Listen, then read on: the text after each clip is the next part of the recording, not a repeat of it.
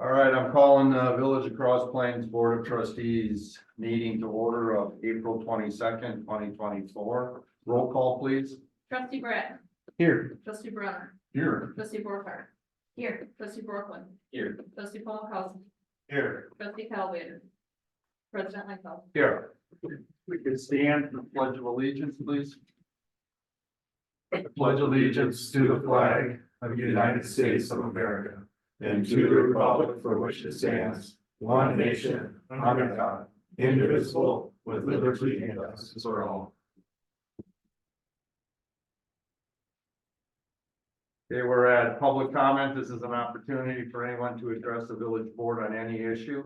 Please observe the time limit of 3 minutes while the village board encourages input from residents that may not discuss or act on any issue that is not duly noticed on the agenda. Do we have anybody that would like to speak? I have a form that Lisa filled out. She is on the general business part of the agenda. So if we just want to. Let's just wait for that then. Yeah. Okay.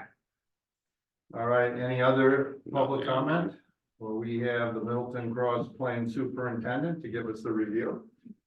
Good evening. Welcome. Hi. I always appreciate being able to stop by one of your meetings in the fall and the spring. So this is my spring update. I have a brief presentation to go through, and then I welcome any comments or questions you might have. Thank you for driving the presentation. So yeah, I'll start with some celebrations. You wanna go ahead? Yeah.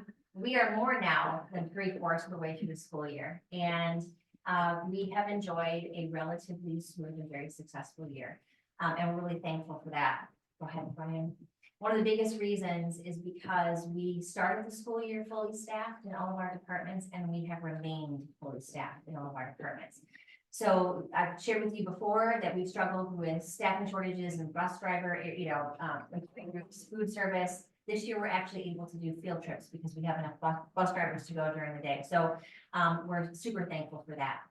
Whenever I can brag about kids, I'm going to do that. We have had 4 state championship teams so far this school year. We are the first Division I high school in the state to ever have 4 state championship teams in 1 year. And we still have the spring season kind of to go. So we're super excited for our boys soccer, boys volleyball, girls swim and dive, and boys swim and dive for being state champions. We're actually getting some special recognition from the state in a couple weeks because of this accomplishment. So it's really great.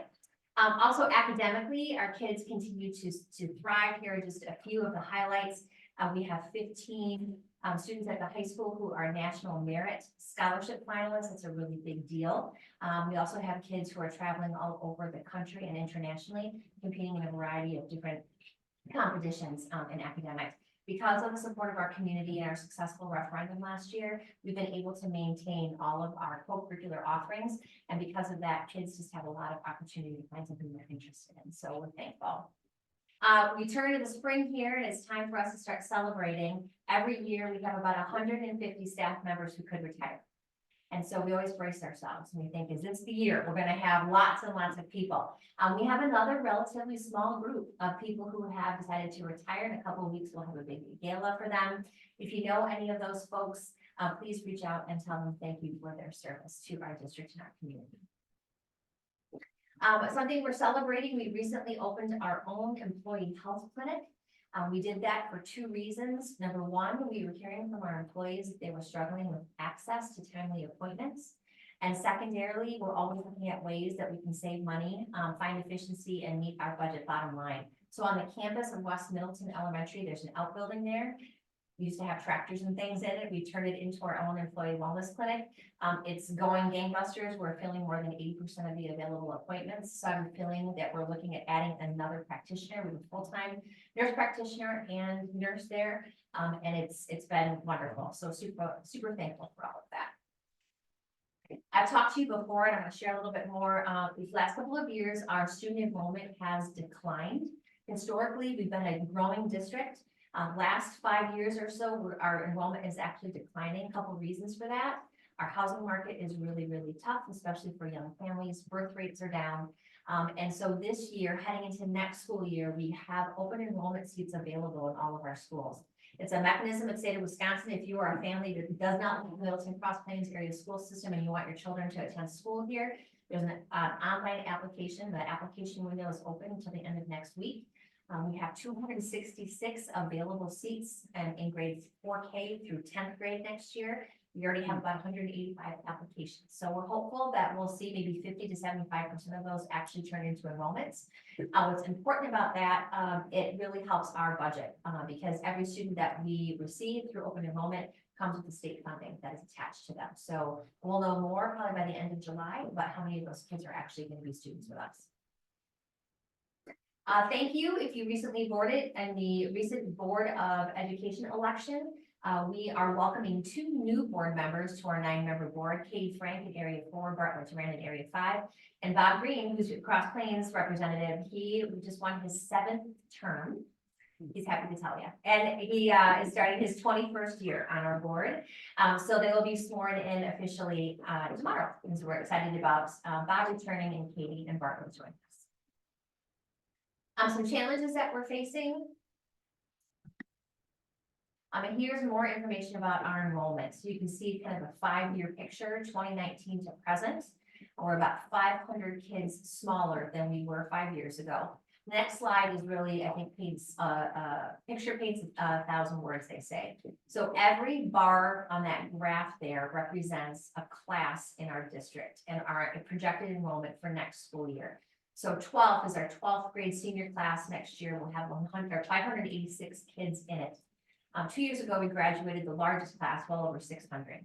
If you work your way down, you can see our projected kindergarten there, second from the bottom, is 399.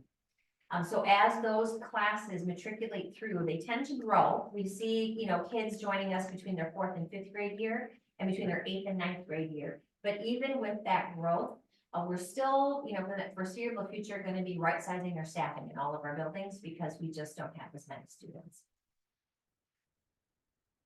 Also, I've talked to you before about this. State funding is always a challenge.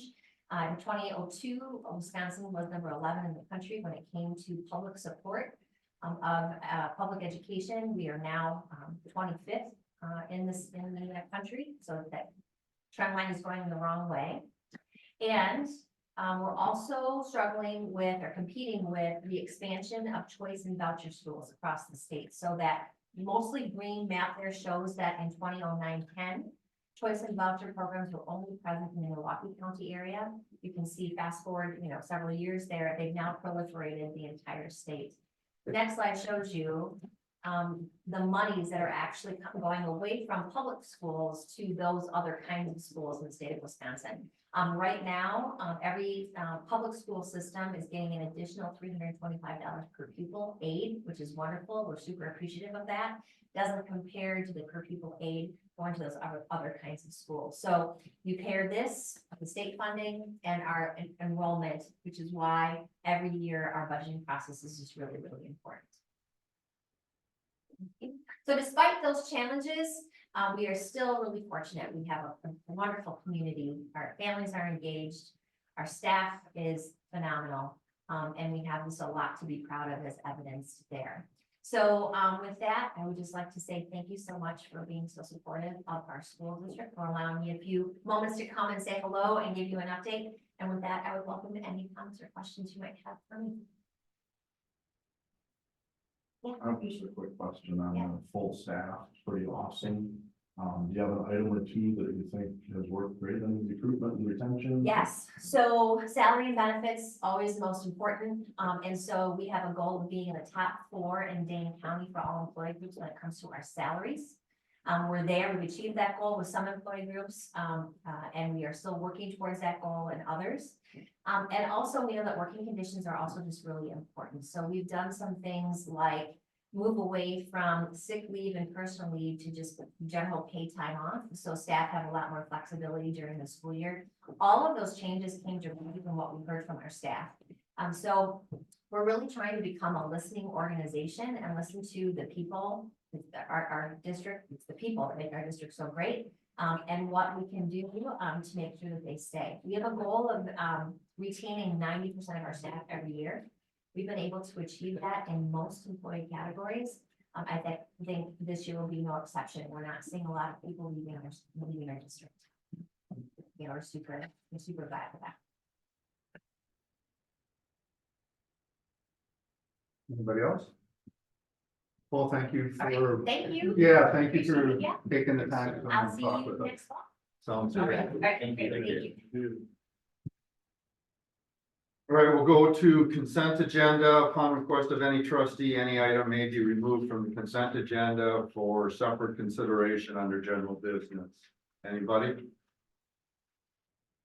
All right, then, do I have a motion to accept the consent agenda? I'll make the motion to accept the consent agenda as presented. I'll second. Do I have a motion and a second? Any discussion? All in favor, say aye. Aye. All opposed, same. So move. Go to village report. Start with village president. I just have one item that's not on the agenda. Well, I guess it is on the agenda, but we met with Brian and I met with the architects a week ago or so, and we've set up where we're going to try to meet with them every 2 weeks until we get things all taken care of. So just wanted to let you know that that's still moving along right now.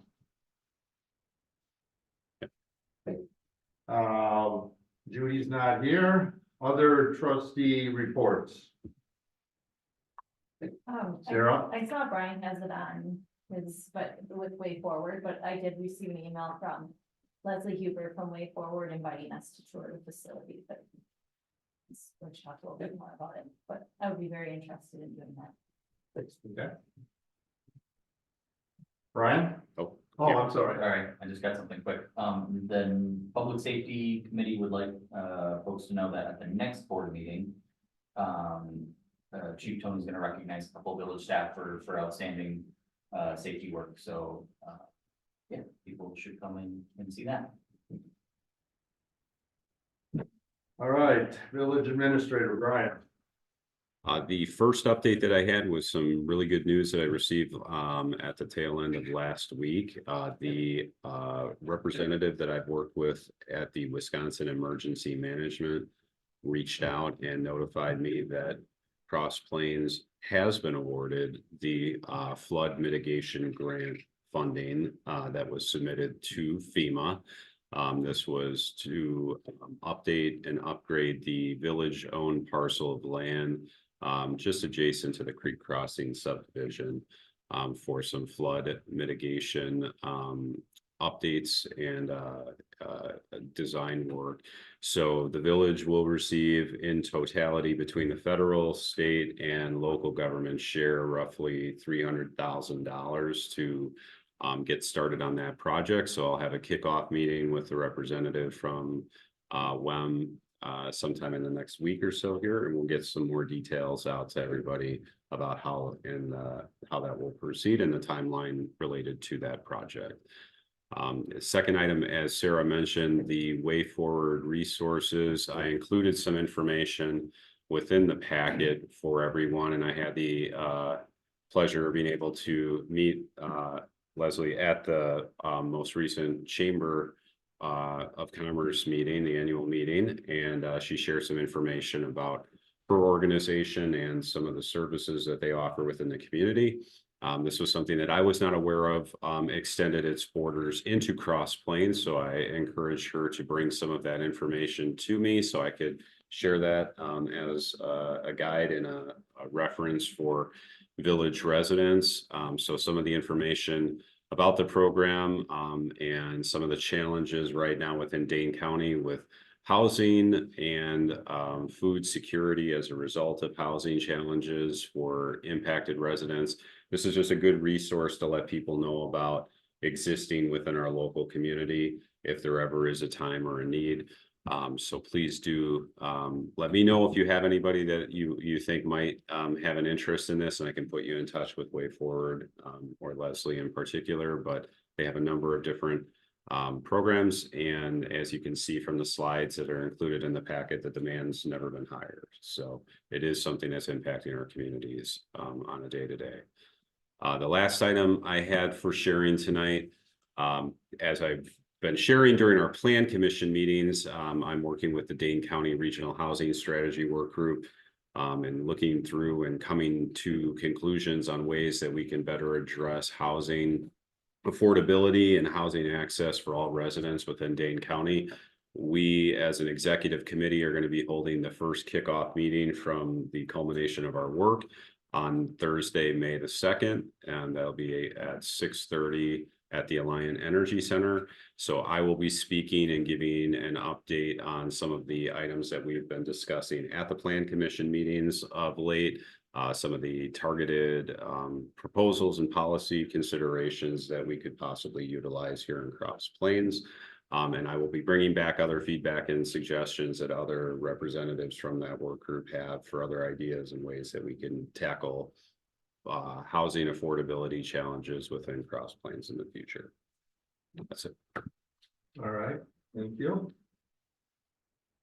Village department heads. Oh, go ahead, Bobby.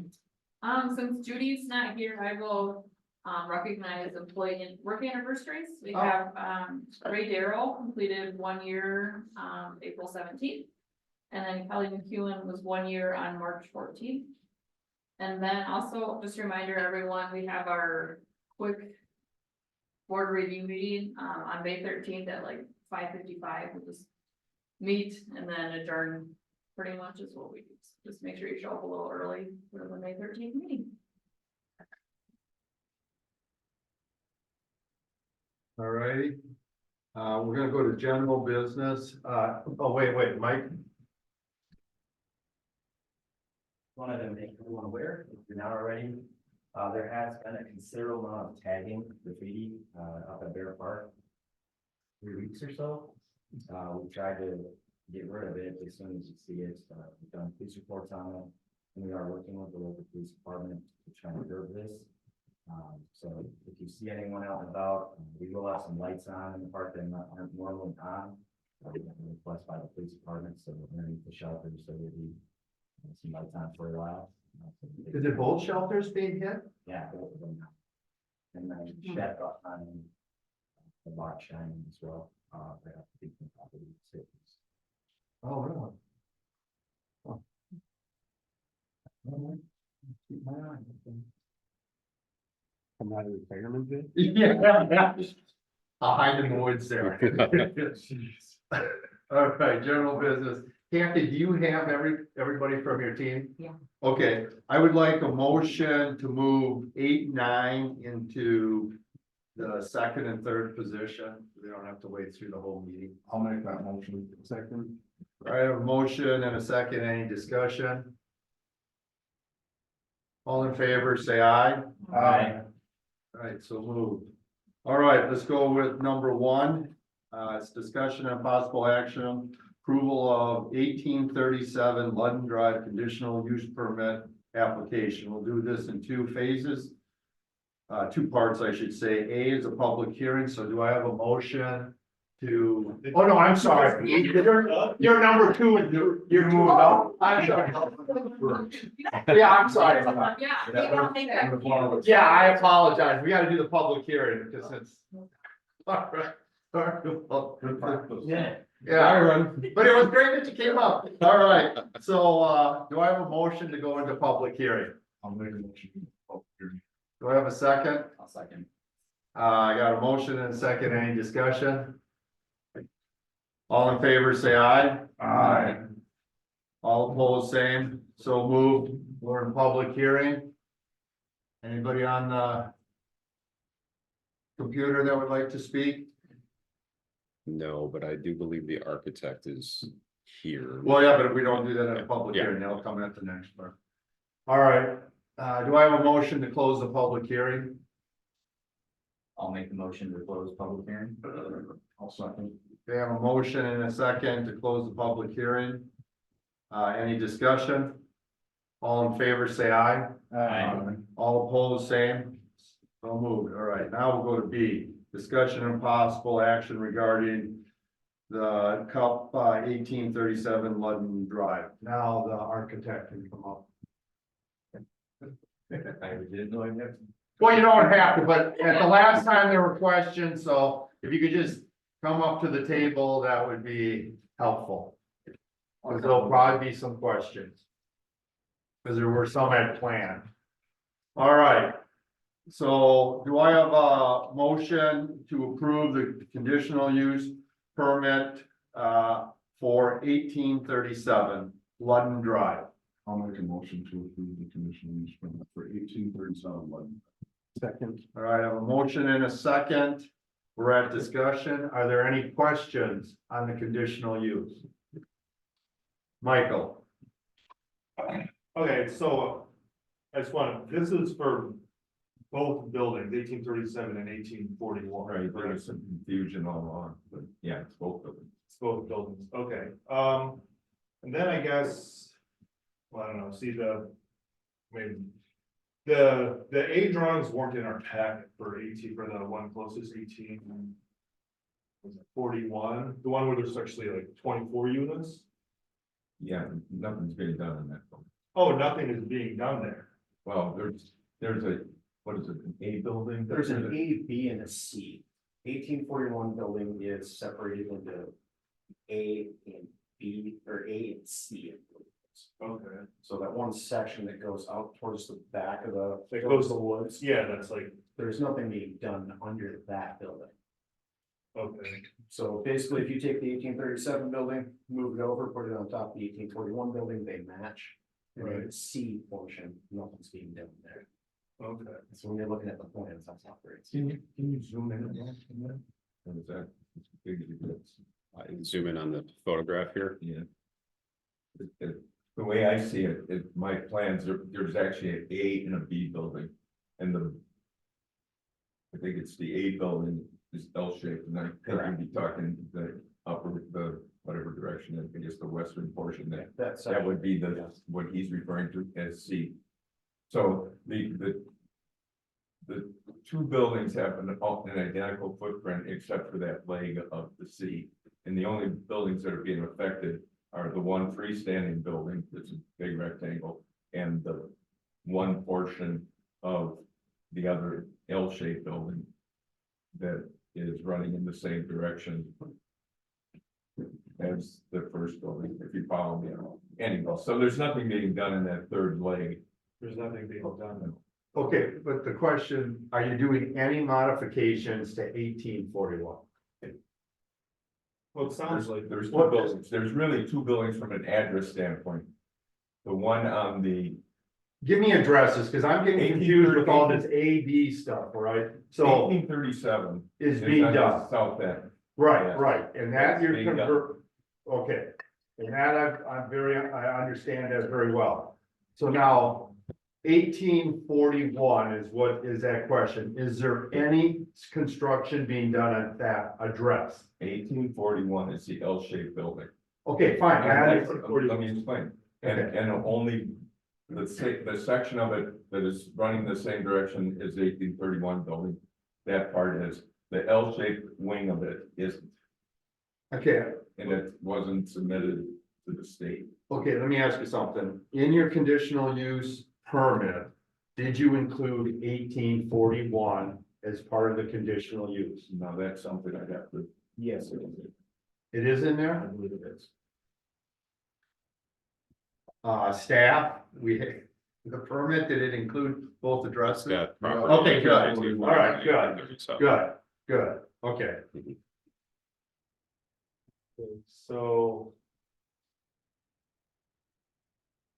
I guess my question is. Well, I know what my question is. Could you bring up? What page, 109? 109. Sure.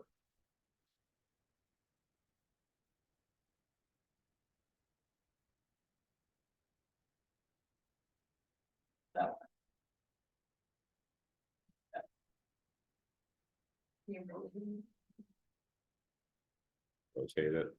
There's the bottom. Yeah. Yeah. where- Yeah. Oh, it's different on that street. Yeah. This one. I can't see. That's the 1831 building. 1837. Yeah. Ground floor. Right, okay, so. Guess. I mean, I'm familiar with this building because I rent a storage unit in this building. And it looks like my storage unit is being eliminated. Where's your storage unit? My storage unit is. Go left. It's like right, that's that corridor. If you go down, it's B6. It looks like it's in the kitchen now. Yes, I believe that one is being eliminated. Okay. So I was like, when I saw this, I was like, We do have some extra units that are unoccupied at this moment for that purpose, right, because we know some people are going to lose their storage, but we have been not promoting our empty storage units because we know some people will be losing some storage and they're gonna want that. right. And then I guess, so what you're saying is like what you're doing to this building, like this layout, you're doing also to the other side, is that correct? What you're saying? Essentially a mirror image. Right, that's what I'm understanding, and so. Okay, Currently where yours is at right now, I believe there's 3 of them that are already empty because I've already moved people. yeah, Or they've moved out and I just haven't filled those units. right, that's, So, I mean, there's plenty of extra storage right now for those people. to live. okay. Well, I also, I mean. I'm sure you're gonna let people know, but my parents rent this unit over the other building. That looks like it's also being eliminated. I'm uncertain of their numbers, but like it. It's on, it would be closer, it'd be like. When you go in, the 1841, you go into the door closest to the south end. And then like, if you walk straight in, it's like the garages are there, then you go to the left, there's a door there that goes into a separate area. Okay. Are those being eliminated? Yes. Okay, I'm not sure this is tied to the conditional use. yeah, I understand, but it's just the curiosity, but you have spaces for those, Yes. Not all of them, but we do have spaces for some. but of the equal size. I think we could probably do this outside the meeting I understand. and people's time. Well, I was just curious about it. Yeah, no, I would be curious too, but I think you should just give them a call tomorrow. Work it out. All right, any other questions for him? All right, let's do a roll call vote. Trustee Brand, Yes. trustee Borcar, Yes. trustee Brunner, Yes. trustee Pomakowski, I'm abstaining. trustee Borcar, or Borland. I know. Yes. President Langfeld. Yes. All right, thank you very much. Appreciate it. All right, now Lions, you're number 2. Hey. Yeah. So. Number 2 was previous 8 presentation, Lions Club Pavilion Legacy Project. Who's taking lead on that? All right. Hi, everybody. Thank you for having us tonight. Thank you for your service to the community. We appreciate everything that you all do to make the village what it is. I'm Lisa Lashinger. I am Cross Plains Lion. I'm pleased to be able to represent the Lions tonight in this presentation. With me tonight is Kathy Barman and Mike Calvin. Kathy's our current president. Mike is our current secretary of the club. And so I'm going to give you a very brief overview of where we are with this legacy project. You probably feel like we've been talking about this forever. We've been talking about this for a long time. So tonight I'm going to give you an update on where we are with everything. So Brian, can you please proceed? So our legacy project started as a worldwide call to action for the Lions International 100th year anniversary. In 2018 is when that was celebrated. We as a club identified doing something with the village in Xander Park as being our legacy project. And so we've been working on it with you all ever since. So we proposed a park shelter. The form of that has changed over time. But as we go through this, you'll get to see kind of how this is all involved. So we really envision this to be a community gathering space, Creekside, that provides opportunity for the community to get together and celebrate the wonderful natural elements that we have and natural resources that we have in the Black Earth Creek and where the driftless area meets. Or begins, I should say. So there will be opportunity for year-round activities such as movies, arts, just weddings, graduations, different uses of a park space. So please move to the next slide. So in 2009, when the Xander Park Open Space Plan was approved, it really called for the park to be a balance between the human element and the natural element, so that it's a multi-use family park. I'm not reading the quote word for word, but the slides do have the verbiage from the plan. The comprehensive plan that the village adopted in 2018 indicated that HM Xander Park has the potential to be a prime gathering space and a signature destination for residents and visitors. And that's specifically by adding a pavilion that can host many different events and programs. Next slide, please.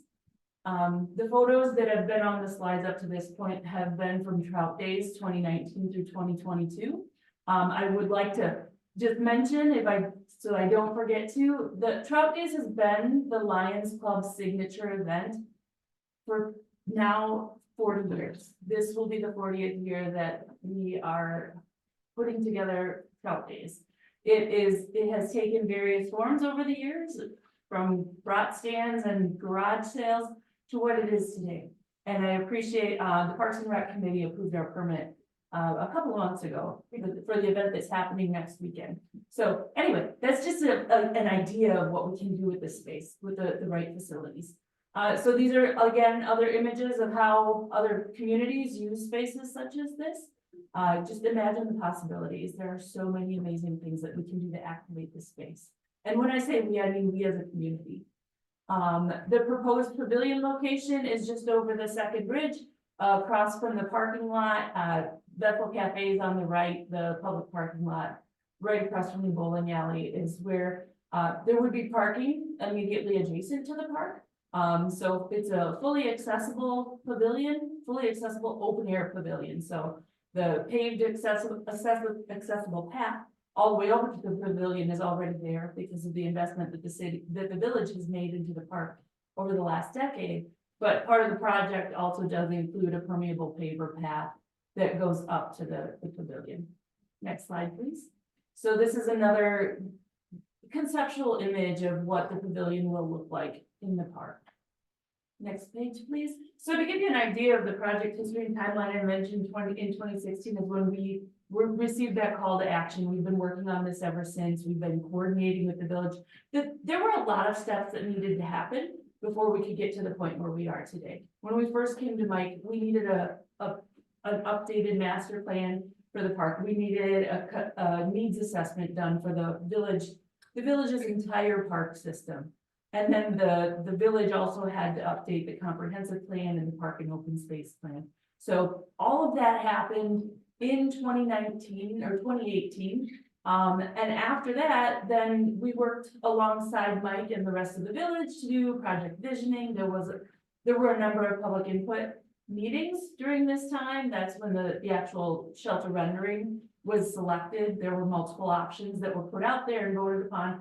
And so that's how we got to where we are today. The park master plan development was done. So in 2020, the village issued an RFP for the consultant to do review and analysis of the park and figure out what's going to work in the space. So 2020, obviously that's after the flood of 2018. We learned a lot from that event.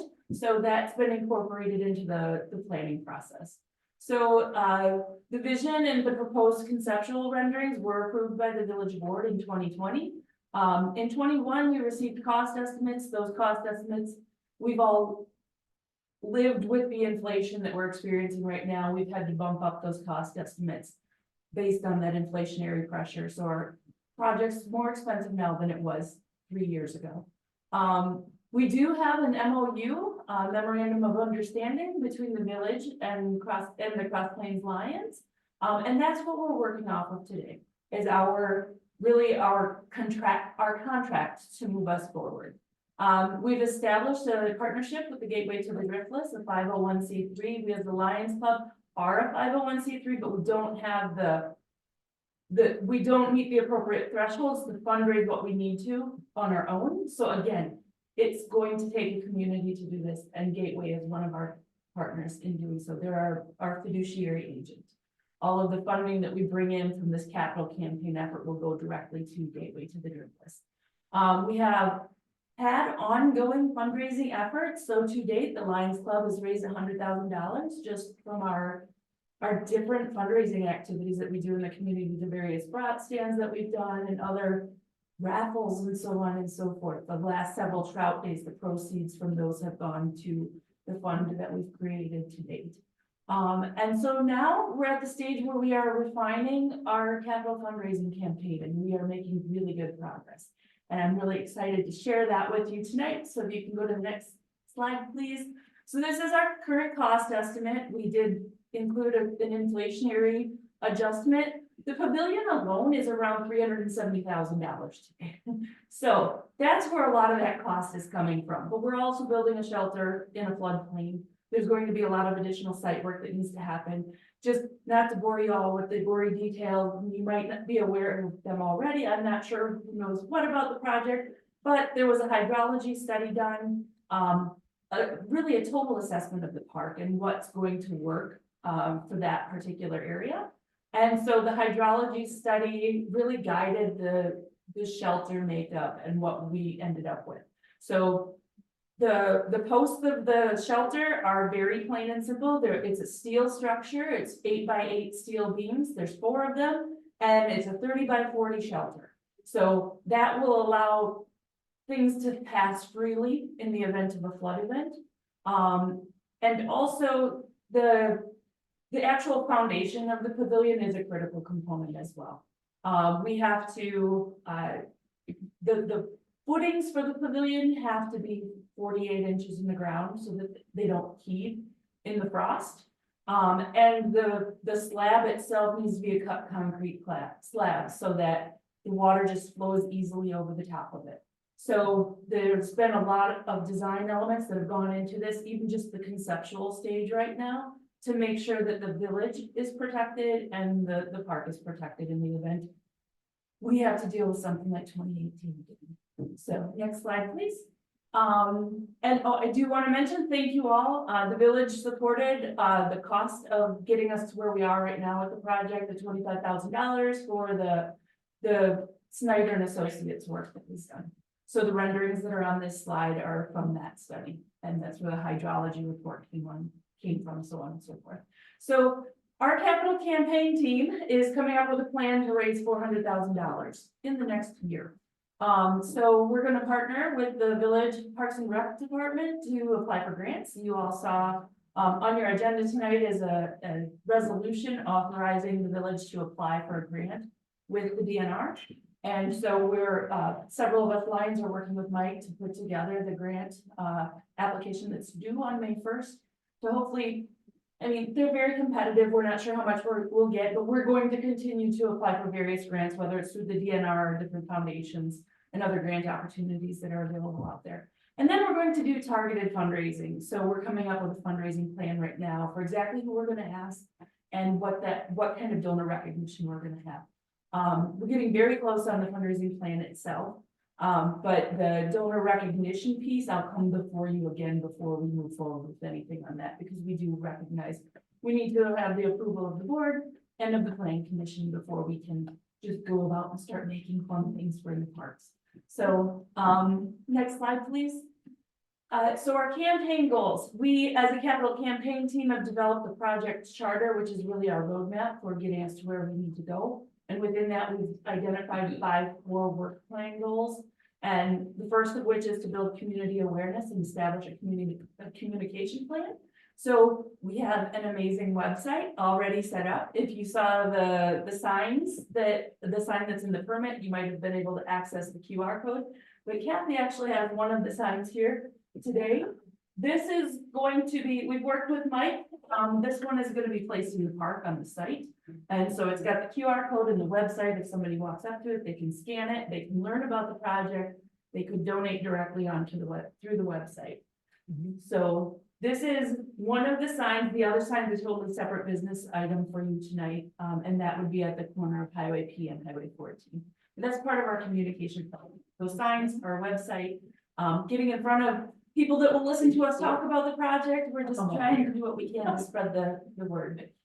Our next item I mentioned a bit was the defining our fundraising plan. Ryan, would you please go back to the? Oh, I'm so last sorry. slide? That's okay.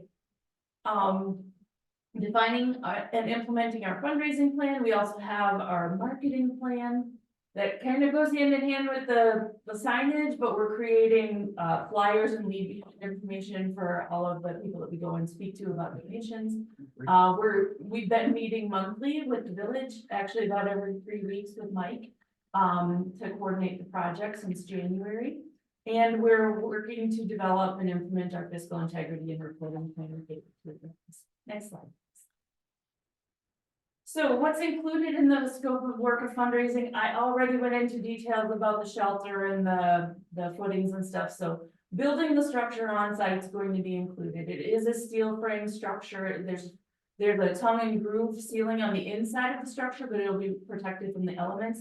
And then there's a standing seam steel roof. So this thing's going to be built to last because we want to leave a legacy for the community. And it should be relatively low maintenance for the village moving forward.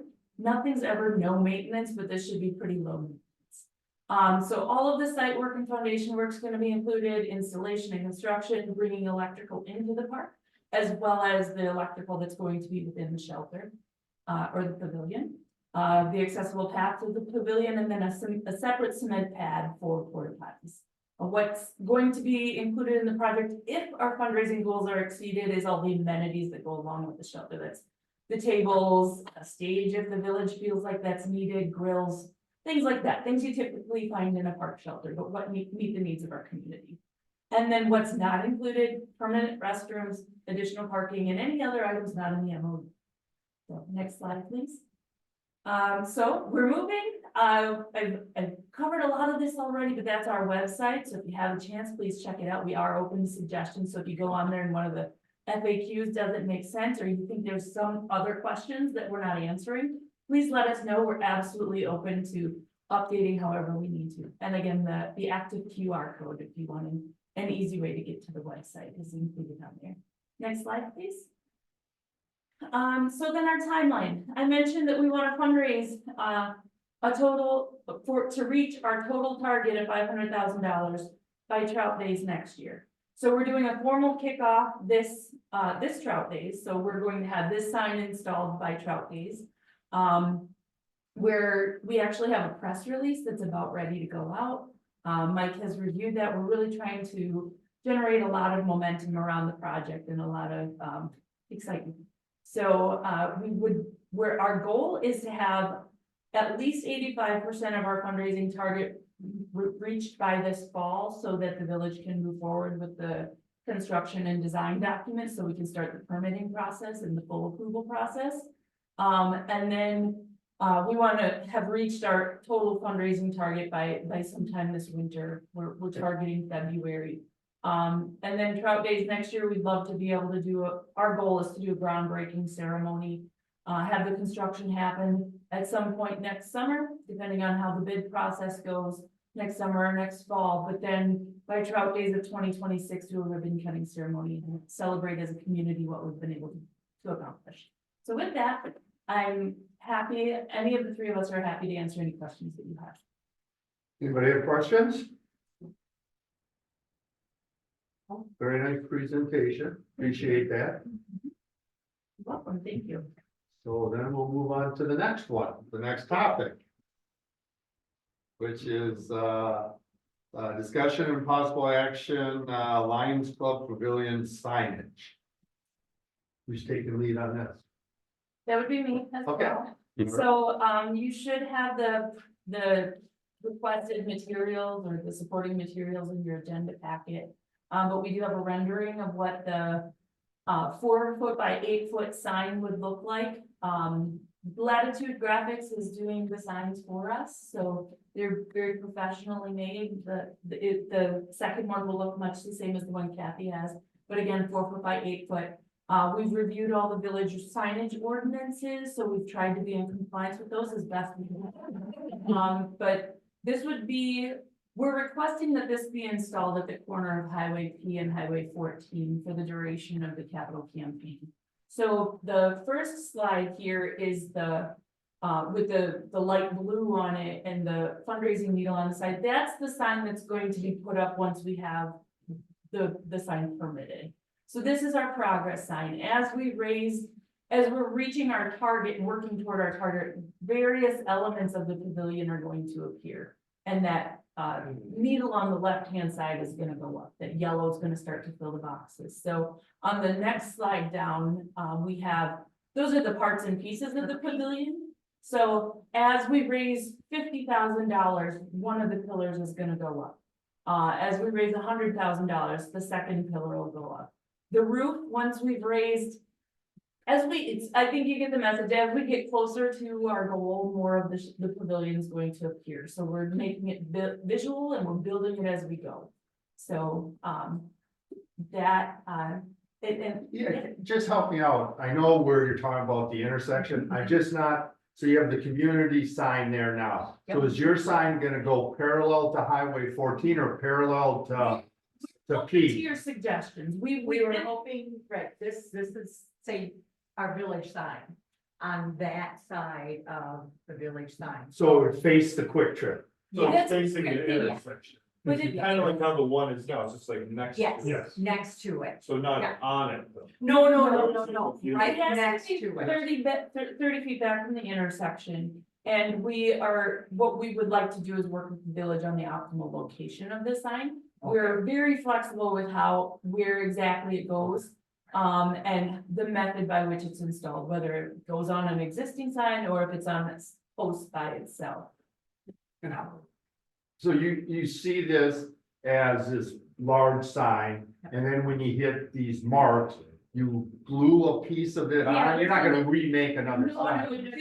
Each of those pieces is standalone, so there's an adhesive that we'll be Oh, able to okay. use to put those in place. Gotcha. Okay, And that it's makes- durable, it's not like we're going out there and duct taping something. No, yeah, I was trying to put it in my head how it works. Kind of like putting a puzzle together as we grow Yeah. our funds, we'll grow the pavilion, Right, no, that's a great idea. so.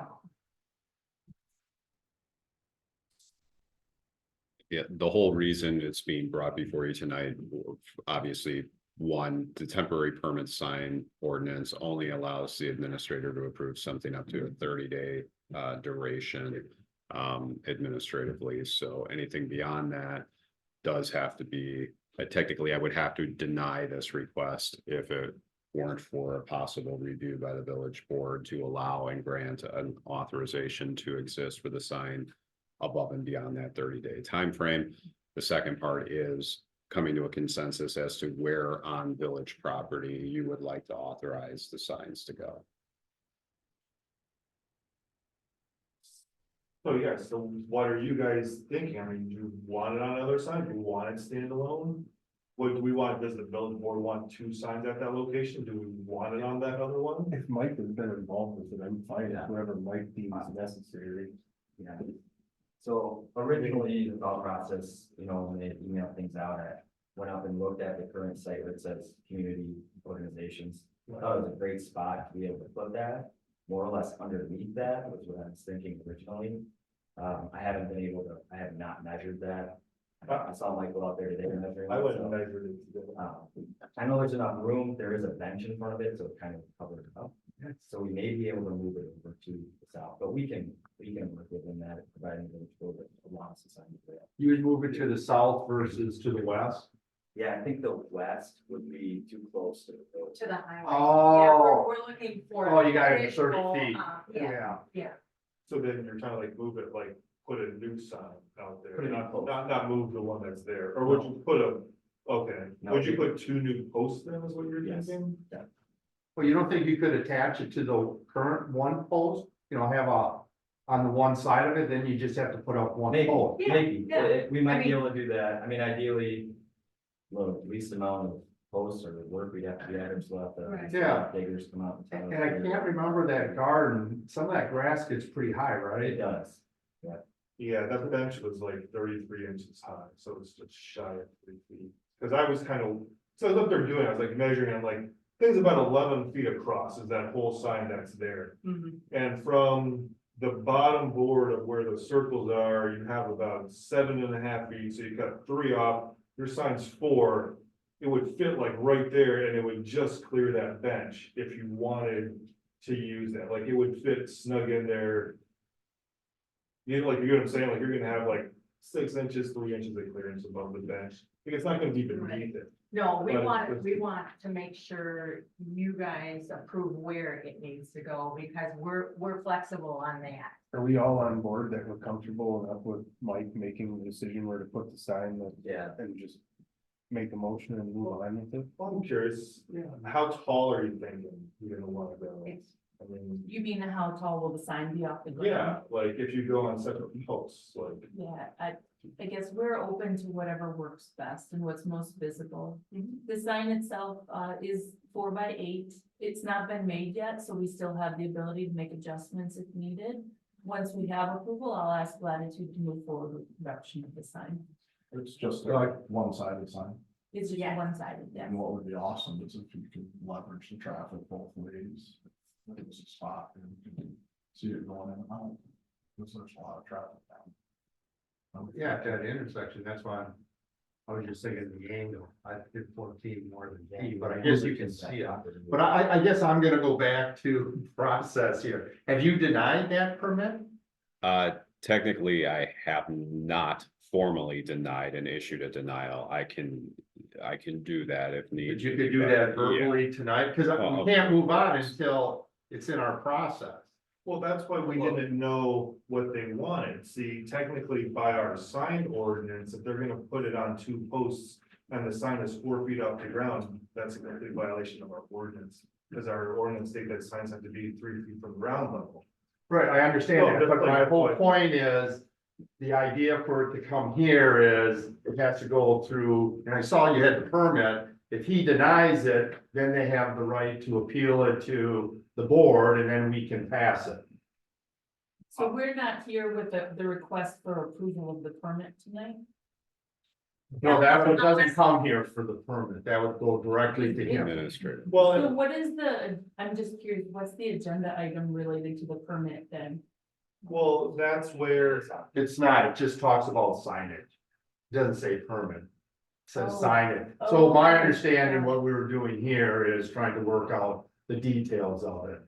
And that's why I'm saying he doesn't have to do it in writing. He could deny it now and we wouldn't have to come back again. If people are interested in this. So the process is you have to follow our zoning for signage. Right, and the permit, you just go to him, you don't come to the board, we don't approve signs. The only time we do it is when he denies it, because it doesn't meet code, and then we can say, okay, that's fine, we're gonna give a waiver on this. The code is that it cannot exceed 7 feet in height. well, in this location, the sign can be 12 feet tall, but the problem is that the bottom of the sign can't be more than 3 feet from the ground. Like, well, on posts, like it has to start, so then you have 9 feet of signage, you just can't have 12 feet and 4 feet at the top and 8 feet of blank space. So can we go with 3 feet off the ground and a 4 foot, 90 foot sign on 2 posts? Yeah, absolutely, but again, like you're talking, you don't want the bench to be causing visual things, and that's gonna be 3 feet tall, depending where people are in their cars, like if you actually have it on an 8 foot post. And you have 4 feet of signage and 4 feet of blank, you might actually get more of a visual bang for your buck. Here's what I'm saying. You're still in violation of the code because it's a temporary sign. The code says you can only have a temporary sign for 30 days. So we gotta do something anyway. So what you need to do is exactly what you want. Because like Michael says, there's other things, but if you wanted 3 feet in this or 4 feet in this, we just need to know. And The bottom line is he's gonna reject it because you want it there more than 30 days, I'm guessing. And then you would approve the changes and let it be there. Yeah, we would have an option to waive, override his denial and waive the zoning. So if we did, just thinking out loud, one of the signs hooked to the Cross Plains welcome sign and then just one post, is it all allowed to be up higher, just a little higher?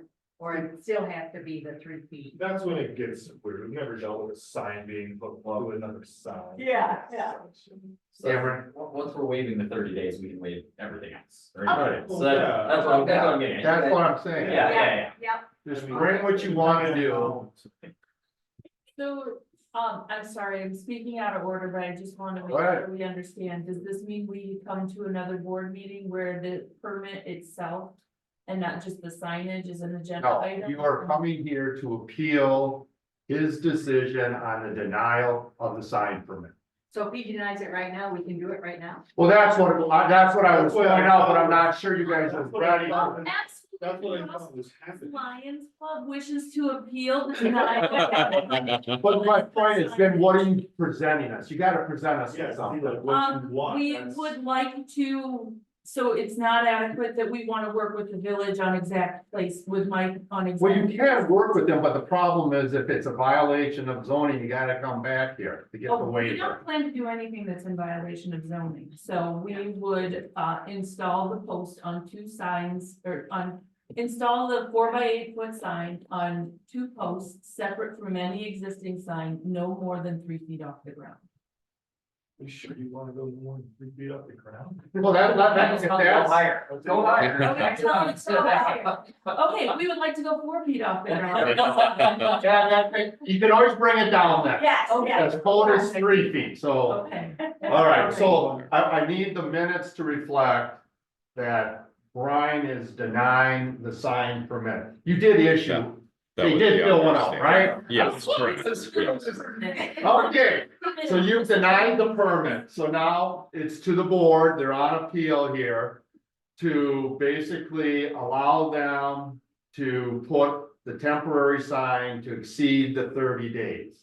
And to raise potentially up to 4 feet off the ground. All right, now if someone understands all that, can you do a motion? Before we, Okay, well, we gotta go to discussion now. And then, go ahead. No, go ahead, it'll give them some time. I make a motion to approve a sign ordinance for the Lions Club Pavilion signage at the intersection of Highway 14 and P to exceed the 30 days temporary signage without an end limit in time, we don't know how long, and waiving and 4 feet of ground clearance. And,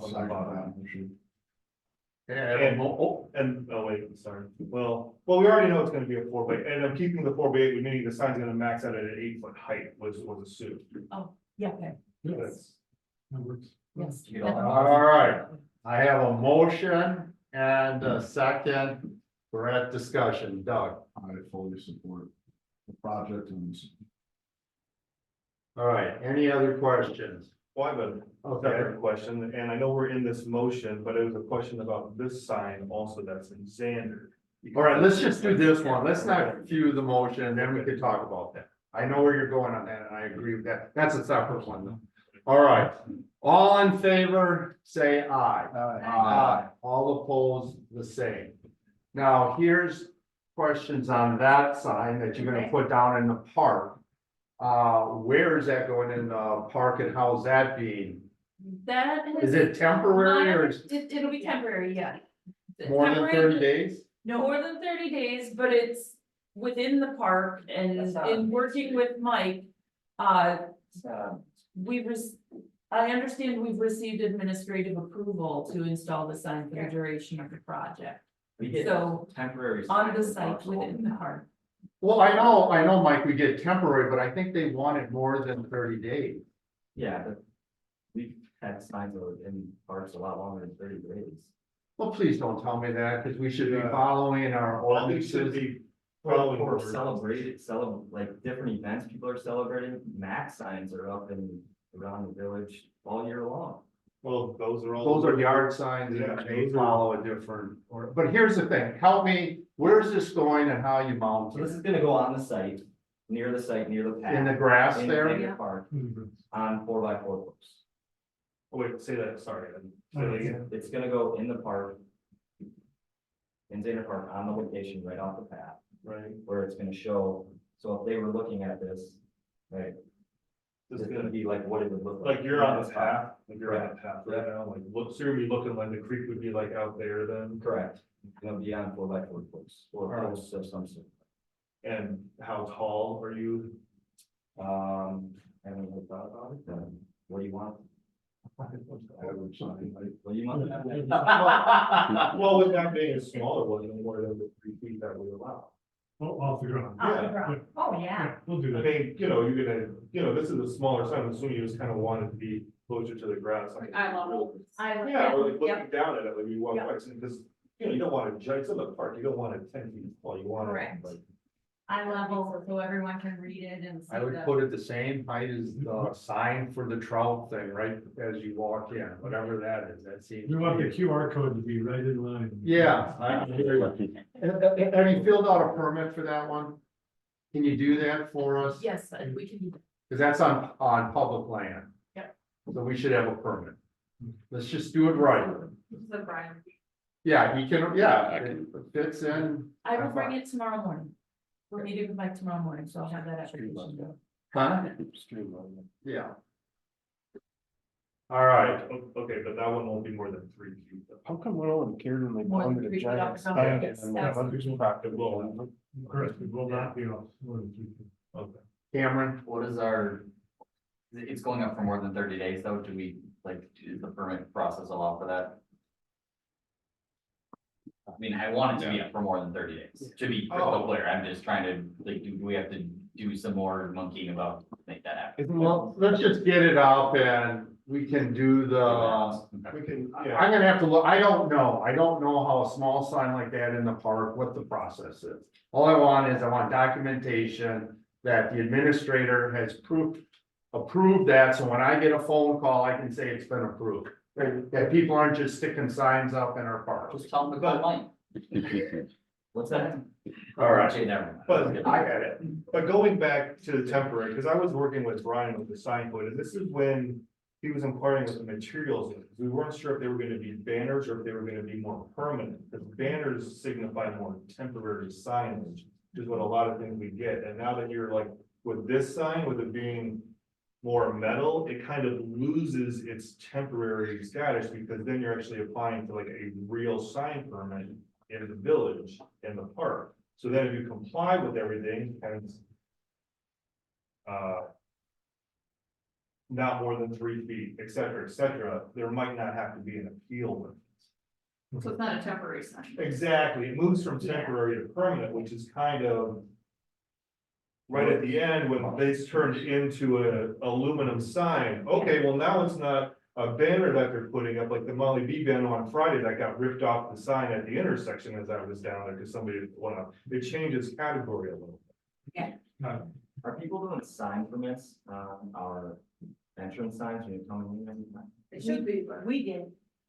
See, that's what I don't know, like that Molly B sign was down there, did somebody just throw that up on Yeah. that sign? Yes. And I think that We do, we have to get, and we gotta get people in cycle, because, and Brian and I talked about it, even the signs are big signs as you enter the village. I'm concerned that eventually there'll be competition to hang their banner there, then someone will cut someone else's down. And we have a process now where it goes through the village, no cost or anything, but we need to know, so we can say, yeah, you can have it for 2 weeks, and then this group can do it 2 weeks, so we have to start getting people in compliance. We're getting bigger, there's more events going on, and I only see that getting more and more as we move down. Especially at the pavilion, we'll have every weekend, there could be something, so we've got to have people check in before they throw signs on public property. But yeah, I know, like the that's an farmer's market, educational thing. the farmer's market will just throw a banner up on that sign on Highway P and 14, I think, every summer. I don't think they ask for permission. Yeah, we just gotta, and a lot of people, we just gotta get that trained, because it's just a matter of time before there's gonna be a Put a conflict. sign there that says you gotta contact the village.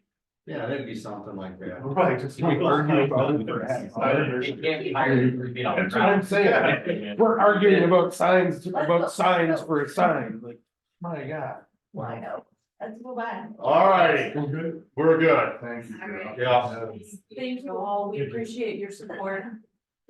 Does this mean we can move forward with both signs? Correct. Awesome, thank you. We just get the permit. I didn't get that one. We'll permit that one, that. Okay, I will have that in tomorrow morning. Thank you all. Yeah. Thank you. Okay, we're going back to the top of the agenda. That was number 2, discussion and possible action approval of village resolution, DNR grant. Mike, can you please come up here? Heard you had some questions. I do.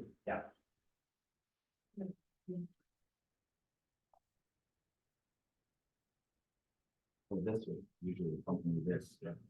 I didn't have this. Okay, just my questions, I'm getting a flavor, but in this, it really doesn't tell me much about the actual, what we're doing with the grant. So I think we need to go in the amount that we're asking for and where the money's going.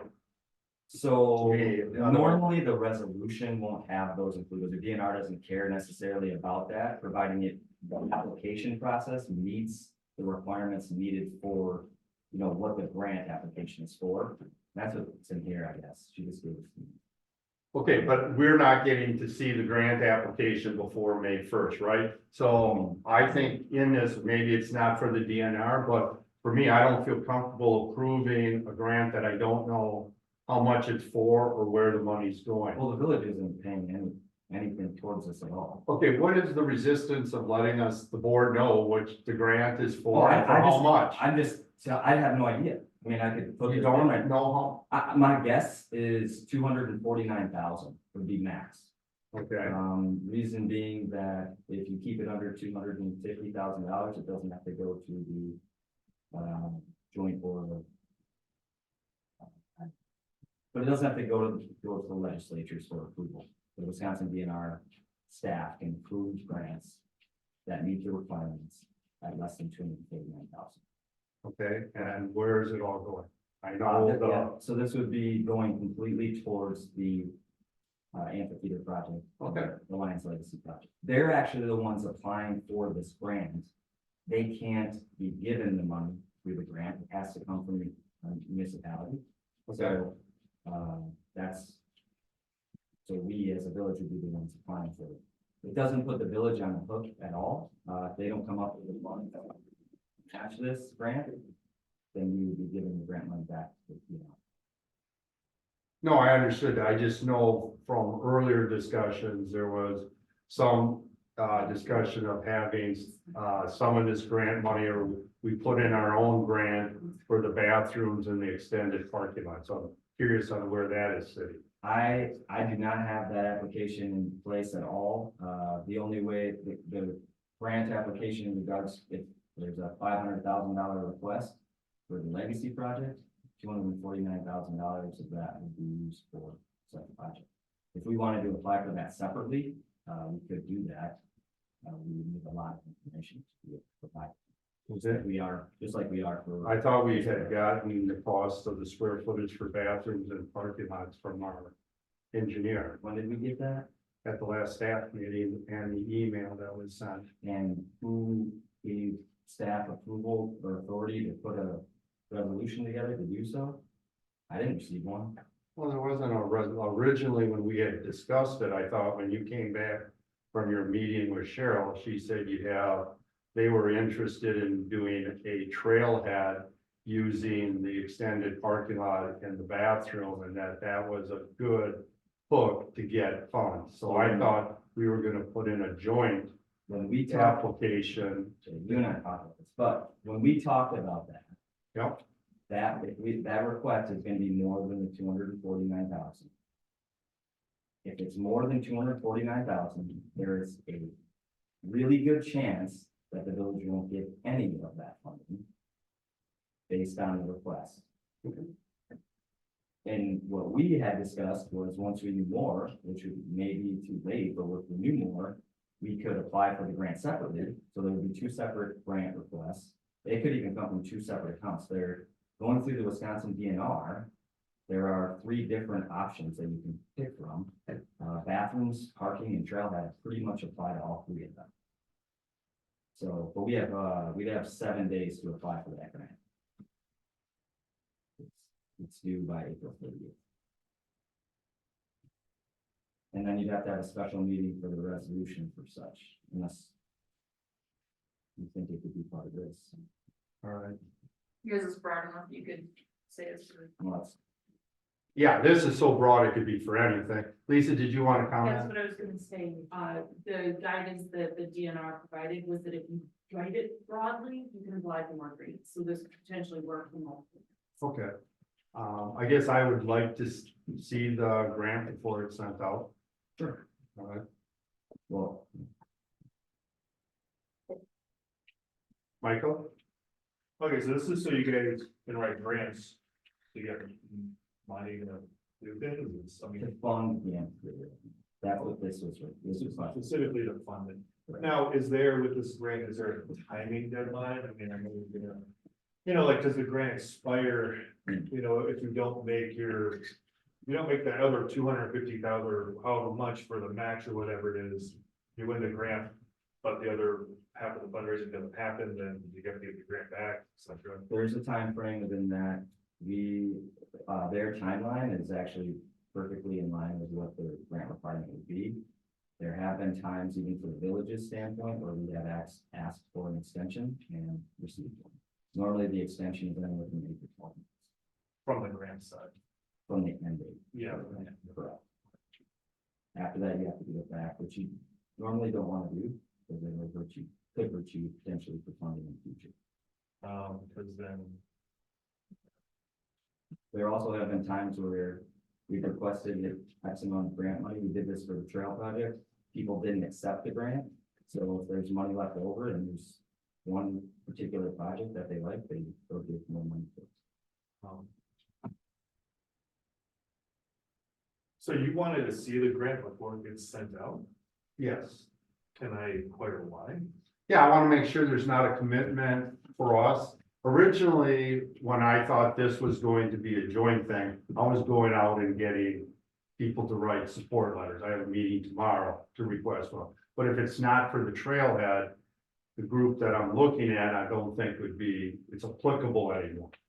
And I want to make sure that it's not in there that we're committing to something in support. It was very clear that, from them, they're not taking the parking lot or the restrooms. That's hard. I don't want that where it's guaranteed that this is gonna be done for that grant. So I'd like to see how the grant is written and what the obligation of the village is. I just think that's prudent to do that. When you say parking lot and bathrooms, where are you talking? For the new village hall. Okay, that's what I thought, but, so you were thinking that was going towards village hall, not towards the Hampton Hall? No, I thought it was going to be all 3. And I don't know how you want to divide it. It could be split down the middle, they could get 2/3, we get whatever. It didn't matter to me. Because it was my impression that that was a better draw for the DNR to support a trailhead. So if it's good for us, then they get money too, versus them going by themselves just for the I just want to pavilion. It's a strategy. And I don't know if Ice Age would support a grant just for the pavilion. They certainly would for a trailhead, because their trail goes right by them. I would think they'd be supportive of it. Yeah, I don't know. I'll talk to Luke tomorrow. I got a meeting with him. So that's where I wanted to know the details, and I think the board should have basic information on grants that we write. And I just would like to see to make sure, as a protection of the village, there isn't something in there that we may commit, because we may run short money and we may not be able to extend the parking lot as much as we wanted to. This grant we've received from the DNR, I think, since I've been here, at least 4 times. Yeah. Okay, I'm not sure what your point is on that. Well, my question would be, you've read through this grant, you've done this grant process 3 other times. Oh, yeah, but like when we did the trail for along KP, yes, I read that and knew the numbers and exactly what it's going. But even that one, if you think about it, that also made us, by taking those grants, we now are gonna spend over $1 million on KP, fixing KP, which makes sense to do it all at once, but there's an added cost to it, to the village. So I just wanna make sure there's no added cost tied to this particular grant. And I would think all our members would wanna at least look at the grant and know what we're writing the grant for. That's. So if you can just send it to me, I don't know what the big I deal is. absolutely have sent it to every single one of you once it's complete. It doesn't have any bearing on. All right. But I mean, I understand what you're saying, Jay, about impact on the village. I mean, you can paint this scenario, if you know, we win this grant and it's $240,000 for the pavilion, but fundraising ends up falling short, hypothetically. Is the village gonna fund the extra $100,000 to get the grant to build the pavilion, something along those lines? Is that what you're talking about? No, I'm not talking about that at all. Okay. Cameron. I don't remember the exact wording, but I thought we already had policies and stuff for Yeah. grant writing that, you know, the only ones that have to come to us are the ones that potentially have impact. You know, we have to pay for something. So, you know, as long as, and what I'm hearing from Mike is that doesn't seem like that's the case right now. Obviously, if it is the case, then by policy, it would have to come back. If everybody has such a problem with the village president asking, I'll just do a public or open records request. It's not a big deal. Let's move on. I don't want to waste any more time on this. It's a simple request to see an application. I'm not sure why we're so pivoted. I'll just send you an open records request. My goodness. It's not a big deal. All right. So can we have a motion, please? I'll make the motion to approve the village resolution for the DNR grant. I'll second that. All right, I have a motion and a second discussion. None? All right, all in favor, say aye. Aye. All opposed, same. So moved. All righty. Next one, number 4, discussion and possible action, village health, whoops. No, yeah, 3, sorry about that. Discussion and possible action, village continuous improvement and milestone policy. All right, just to give a little background on this. We ended up passing this document back in August. Part of it was exceptional performance bonuses. It has a very good description of process. It doesn't have dollars tied to it. And the 3 examples they give are kind of broad. So I took a look at that and I kind of want to finish this whole document and get it off our plates. So what I did is I wanted to change it to where it's more objective, where employees have more control of it. So I came up with what you're seeing here on page 125. And I sent it to staff to look at. Part of me was hoping that they would come up with more achievement type things or milestones. But they did look at this and make some changes. So the changes are in red. And some of the things that are crossed out should be not in red, but so there's the original and then there's what their changes are. But before we get started on this document to talk on it, I guess the first thing, are people interested in having a continuous improvement in milestone matrix? You don't have to, but I'm just trying to make something that's a little bit more workable than what was in the document. So I think it's good because I think it's always important for employees to continue to grow. And I think by doing that, I think they should be compensated than just everybody getting the exact salary. So And this would all be happening after they have been hired. Cody, If they go to like one of these advanced classes and it's out of pocket versus paid for by the village. It's just one of the things that I saw, like there's classes that I can go to that cost me money. That my employer may not necessarily pay for. I'm just wondering, because I don't know, like there was an advanced class for something like the wastewater treatment, if they're gone for 6 weeks to do something. Is that on the village's dime or is that out of pocket? Versus like an increased pay raise, like, hey, we paid you to go to this class to learn this, and now we're gonna pay you more for having gone to it. well, that's, I feel, I'm all for advancing employees. my feeling is that situation could probably happen, but I don't have a heartache with that because even though we paid for the class, they were willing to go Right. and take on, I'm guessing most of the time, more responsibility. If you take on more responsibility, I think you should earn more pay. So that's the idea behind this is, just to get people always thinking about the future. And of course, the last one is kind of a common thing where, you know, someone comes up with a great idea that saves us money, they should get compensated. And these are all full-time, year-round employees. Yes. This would fall under. Yeah, I don't, didn't I say that? I thought, maybe I didn't say it, I thought I did. No, I guess I did. Yeah, this would clearly be for full-time. Because like if you had a lifeguard that came. Yep, back from here, yeah. school and they have a Yeah. diploma or a degree now. Yeah, no, I got you. No, this would be full-time employees. Yeah, we want to make sure that's in there somewhere.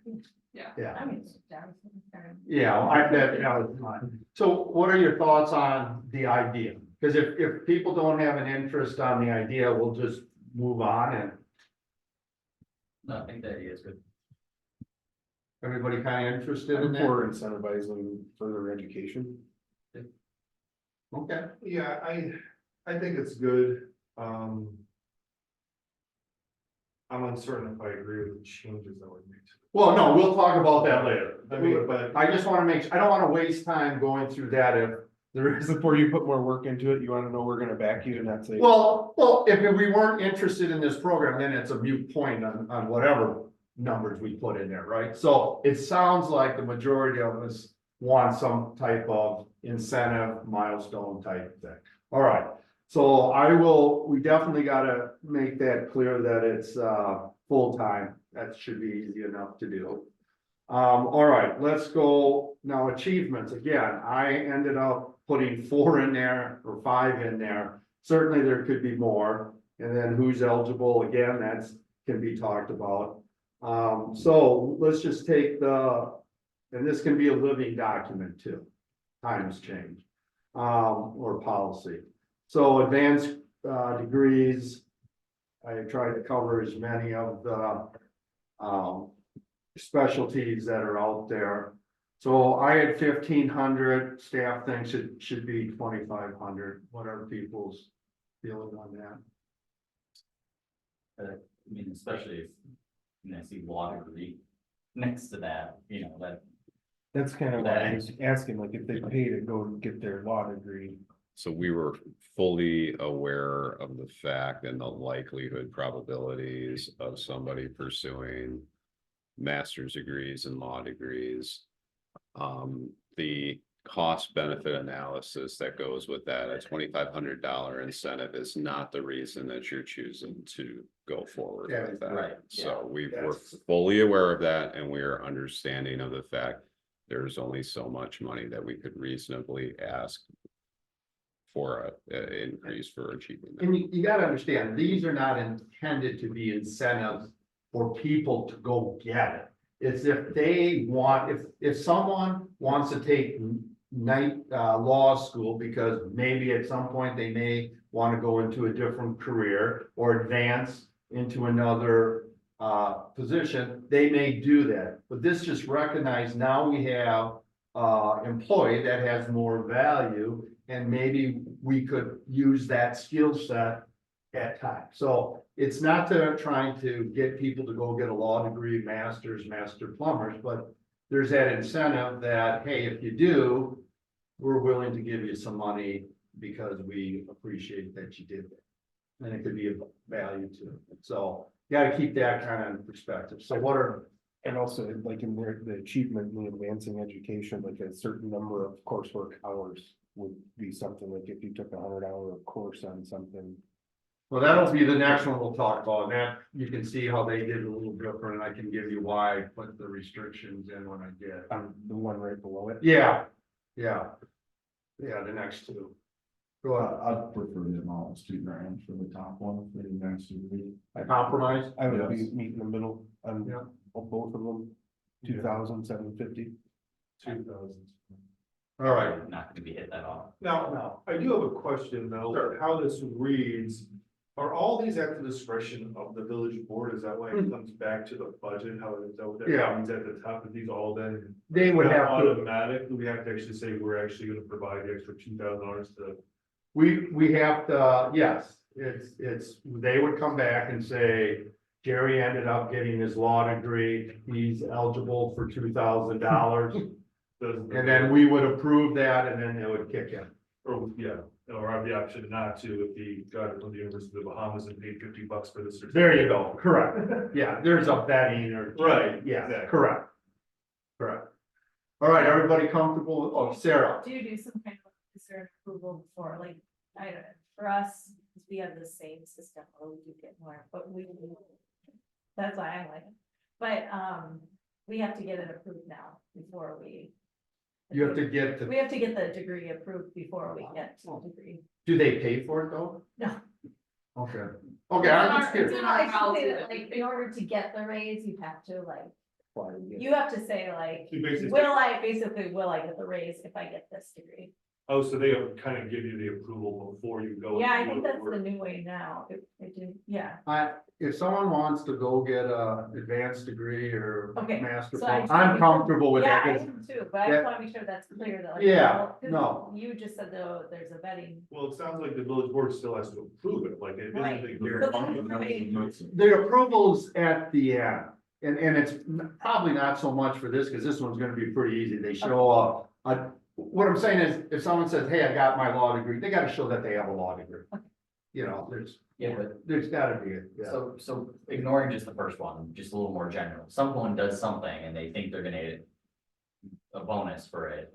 But then we deny it after the fact, but that's a little bit of a kick in the shins, right? So Well- I think Sarah's stuff kind of addresses that, because you know before you undertook it within the time or whatever.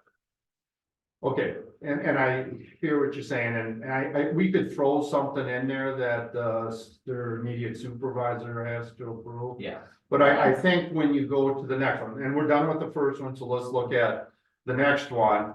And that is, it says train the trainer certification, and it must be related to position or improved village operation. So you're narrowing it down now. Now you can't just go out and get something. It's gotta be tied to this, and I had it in there, one per employee. So it's my thought is, coming from a place where there are certain people that went to all the trainings in the world, and they always got there first, and this way, and it's new, so it gives us some idea of how much it's going to cost us, that we start off with one per employee, and that way other employees have that opportunity. Oh, But is okay. it something we could revise? Oh, absolutely, it's a policy, so we can change it. I was trying to be somewhat conservative. I still wonder if there's some kind of pre-approval process so that might be motivation to get the certification if they knew. I'm going to get this. Yeah, no, if you guys are, if you want pre-approval, I don't know if it needs to be at the board level. No. So are you thinking supervisor, Department heads. department heads? Yeah, Like this if Dean was gonna go to turf management for 6 weeks or whatever, Mike would tell you. That's just kind of like what I Okay. put together, quick on my I head. don't wanna gatekeep, I just No. want someone to put in the time. No, I get what you're saying. And we deny it, and then Yeah. that'd be kind of a mean. I am on board though with the one per employee kind of like, Yeah. or per year. Yeah, Yeah. I think that was the main thing was that when we discussed this, we're trying to distinguish. Is this a once in a career or No, once in a fiscal year? Like, because I think from the police department example, I think there's many officers that attend different trainings, some of which attend the same type of training on different staggered rotational bases. So it's a matter of ensuring that everybody, like you couldn't go to one training and this train the trainer and then simultaneously 6 months later, the same training is being brought before the board by a different person getting the same certification reimbursement. Is the police department a little bit different though? Cause there's a certain amount of policing that's continuing education. right, we, see, police is not in this because they have a contract, that'll probably come up. For them, I would have it where if it's required to be part of the state certification, it wouldn't count. You know, but, you know, everybody's gonna get certified in radar, drunk driving, you know, intoxication, stuff like that. Right. So, no, that's part of your job, you know, that you have to have that. So I would try to keep police out. Cause I can see. So we need police- to put in here that this is for Yeah, non, contract yeah, employee, full-time, non-contract employee. so then Brian would be exempt to them, or? Yeah, for now, and we'd have to work it, again, his contract's coming up, so Okay. we have to modify those a little bit. But train the trainer, you know, that's at a pretty high level, so again, I'm not too worried that people are going to do a ton of those, because that's usually a pretty time committed venture, because you're training people how to train.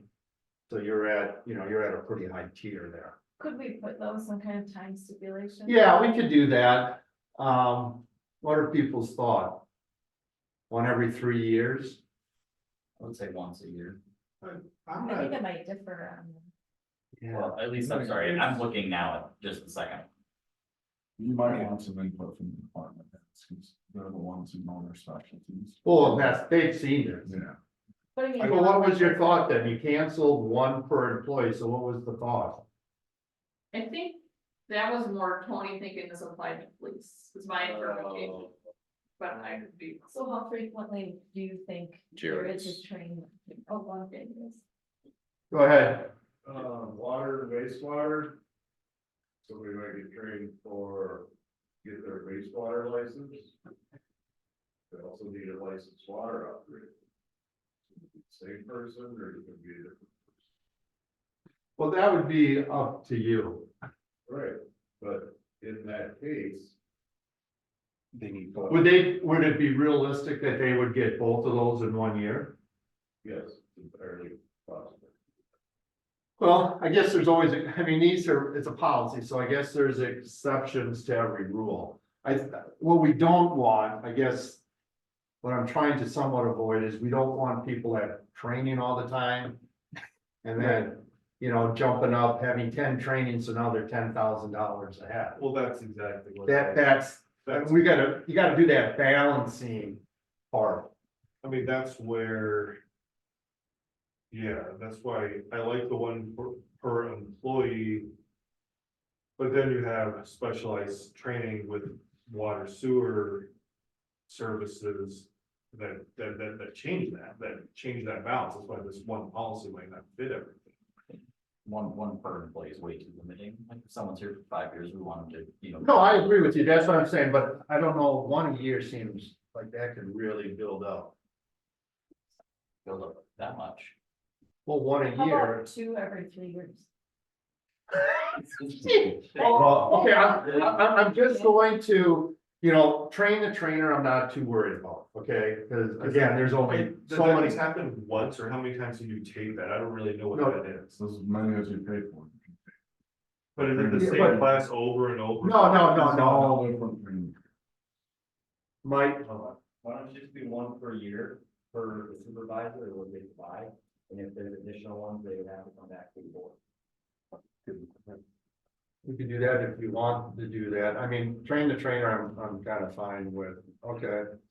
Now, the third one is where,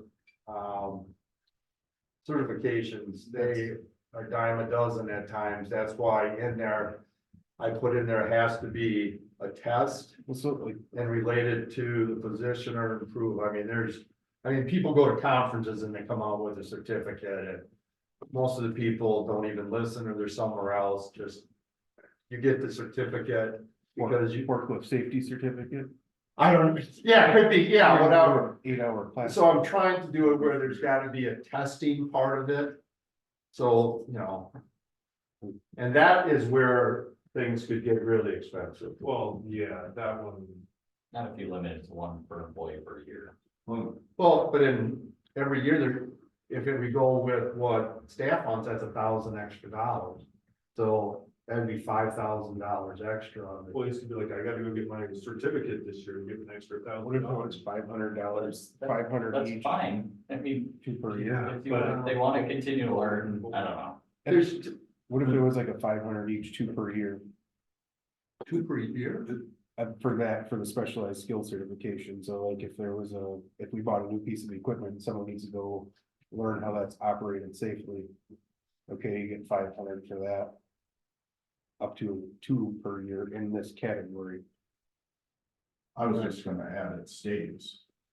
It's not a bonus, right? It's part of your base salary. Yeah, And so that's- if you do that, if you do it four Yeah. times, then I'll have $4,000. Yeah, these are not They- bonus. they- This is building base because they're not losing that skill It's set. also a milestone, right? So Yeah. it shouldn't be the everyday things like our forklift, every forklift driver in the state needs to have 3 years recertification. That's part of their base job. That wouldn't be Not- specialized Right. skill. Yeah, see, I was Using it as an Yeah, example. yeah, right. No, yeah. And same with wastewater, same with things that are part of your job. So if it's really a milestone, which I think it is, if you're adding it to the base salary, that's.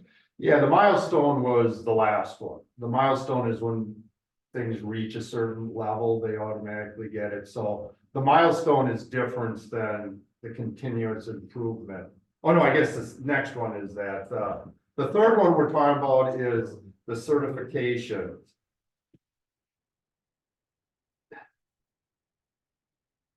But see, that's where someone at the wastewater plant got the certification that they can be the one to run it. That brings us.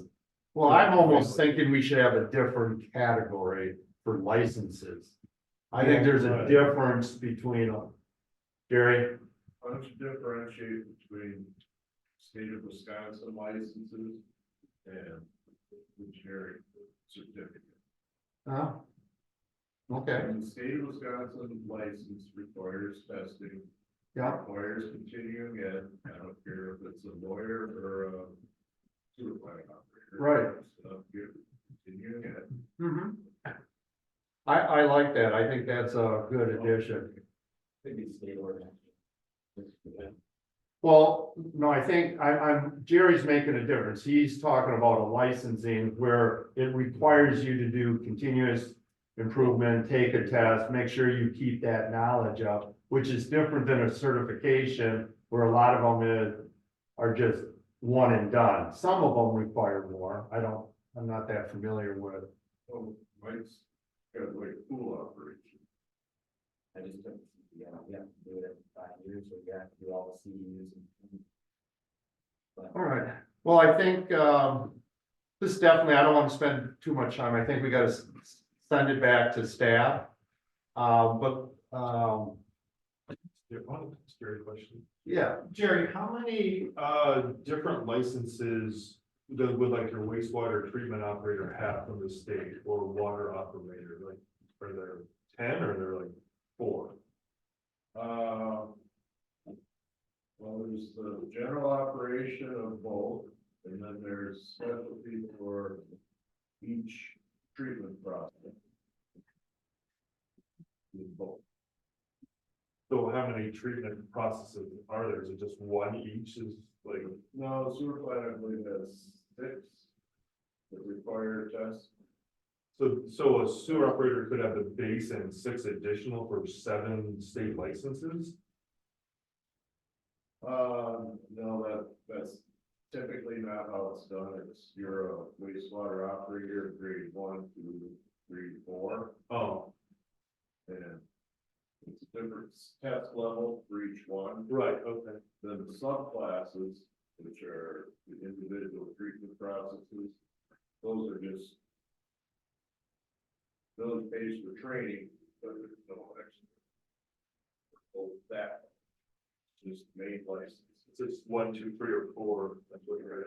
But if you broke it completely down between water and sewer, it would be. Yeah, we probably do. Yeah. All right, here's what I think we should do. Let's, send this back to staff. Let's see if you guys, now that the board kind of is giving feedback and we have this, can you take another look at this and can you do, cost analysis? Well, Well, right, I mean, look, how are we gonna determine how many people per year are gonna do all? well, no, not that. What I would be looking at is like what Jerry just talked about. There's a really good example. The question I have is when we hire people, how many of those qualifications and licenses they already have versus how much we'll be adding on. I mean, we gotta have some basis of this, because I'm with Cameron. I don't wanna get this there and then all of a sudden we find out that we can't afford it. I think we should do something that we know we're comfortable and can afford, and the only way to know that is by at least doing some analysis to this. I guess I would look at the different department heads and find out how many different licenses their employees have, and do they come with that? Or do we usually provide that? How much they send people out for certifications? You know, we just need to have some kind of idea on that aspect of it. And I clearly like breaking out licenses. I think that to me makes a big difference. In some of those cases, though, their job requires them to hold Right. a license. Right, if this whole thing is, if it is required by the job, then it doesn't, that's not extra, that's just meeting the requirement. But And it doesn't count if you come with it. okay. My question, though, I guess, That's gonna affect your hiring rate. Exactly, that's exactly correct. You're already gonna be. Right. Paid a higher. but base. that's where if you had someone who was a lower level employee at the water treatment plant gets the license, can you give them? Yeah, I think they do deserve that, absolutely, absolutely, Sounds like they're like the floor level, and if you Yeah. go from 2 to 3, you get an extra $1,000. yeah, absolutely. And you go 3 to 4, you get an extra $1,000. All right, let's do this next one, second from the end.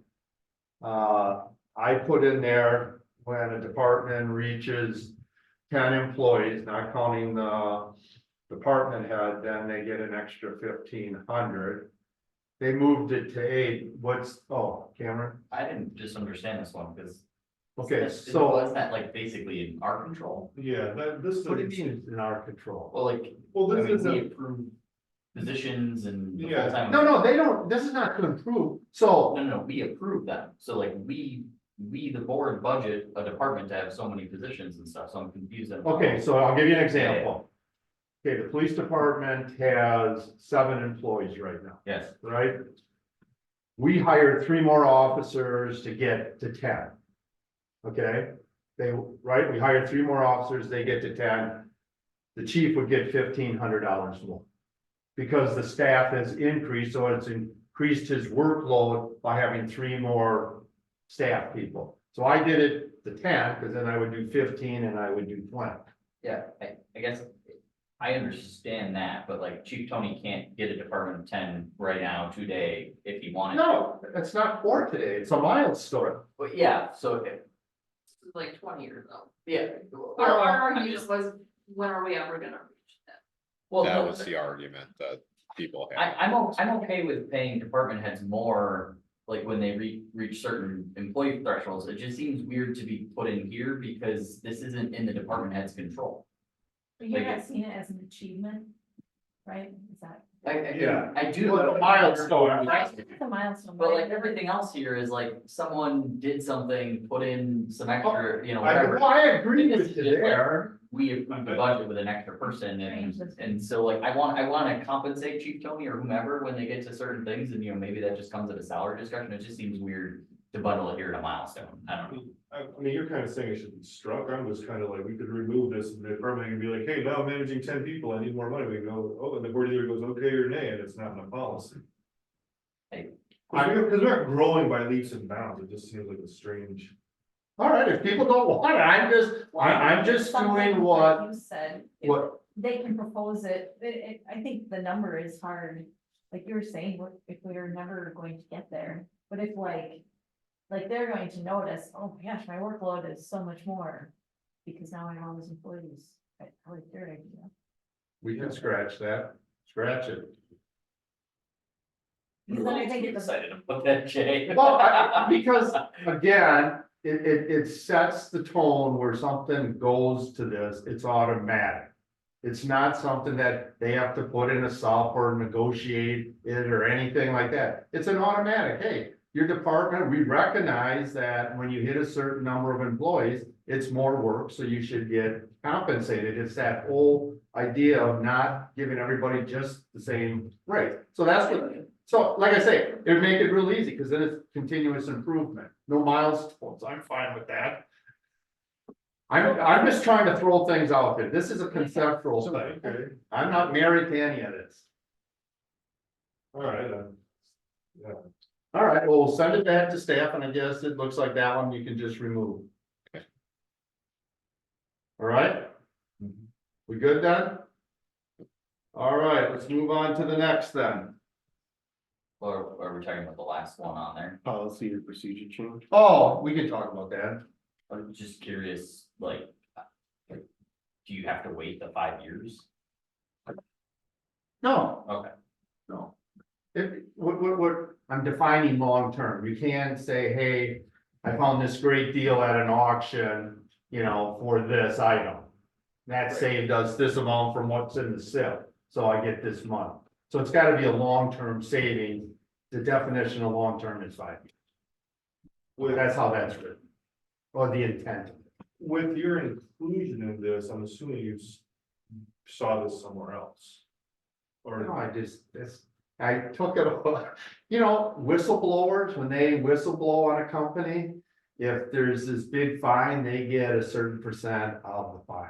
That's Okay. where it came from. well, I was just asking, if you had an example. You're of trying to where get this money would- for the streetlights, aren't you? No, that would be an example. That's a I'm perfect trying to example. figure out like what an example would be. Just what you said, if somebody on staff, let's say a public works person came up and said, man, this is crazy, we're paying for these lights, did the work you did, saved us $5,000, I mean, $11,000, yes, I would give them 5%. It's gonna be a long-term. Yes. Because now there are 15 Yes. less lights being built. And if you were an employee, I'd put you in for the 5%, but you're a board member, so this doesn't cover you. Too late. But that's the example, yeah, You worked that's a hard. perfect example. Yeah, I was wondering, I was like, oh, what? That should stay. What's that? That should stay. That. Yeah, I think so A too. lot of private companies and things like that. Yeah. Processing. All righty, we good? Yep. All right.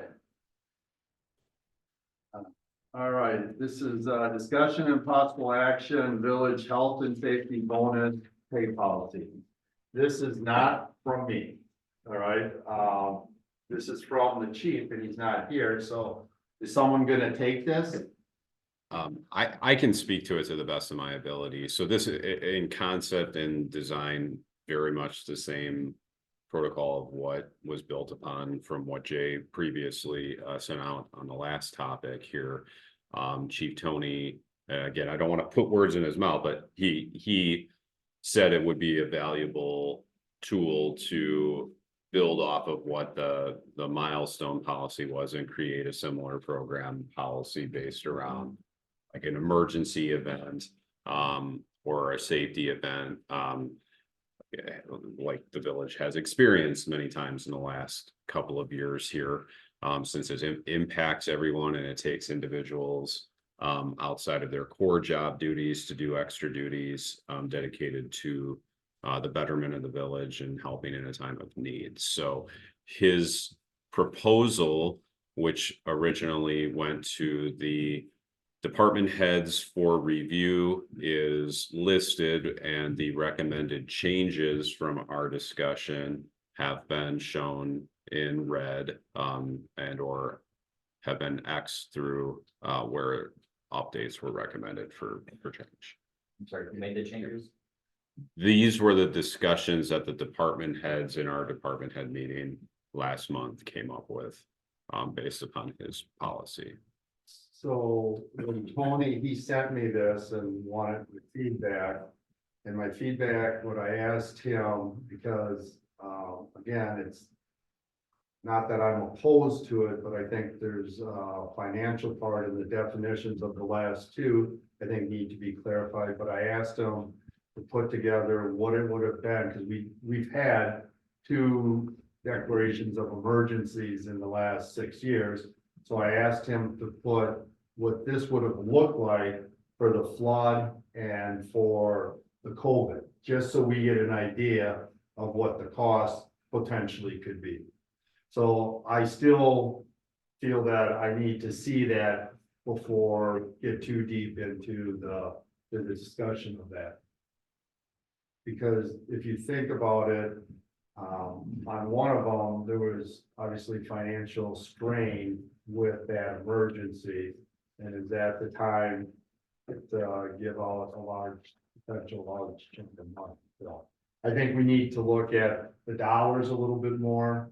And then maybe probably declare or clean, make it a little bit clearer between the second and the third ones.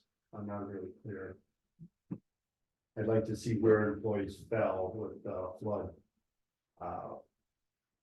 declaration. Get an idea of who's fallen into what. I think from our discussion, the challenge that Tony stated was some of that predated I think it was his arrival. Obviously, it was prior to my arrival, for at least one of the two events that we were referencing. So he didn't have any way of determining the financial impact from his department. Obviously, Public Works, we can assume everybody for like the flood situation would have all been involved, so we could get monetary amounts based on the number of Public Works employees, likely number of Parks employees.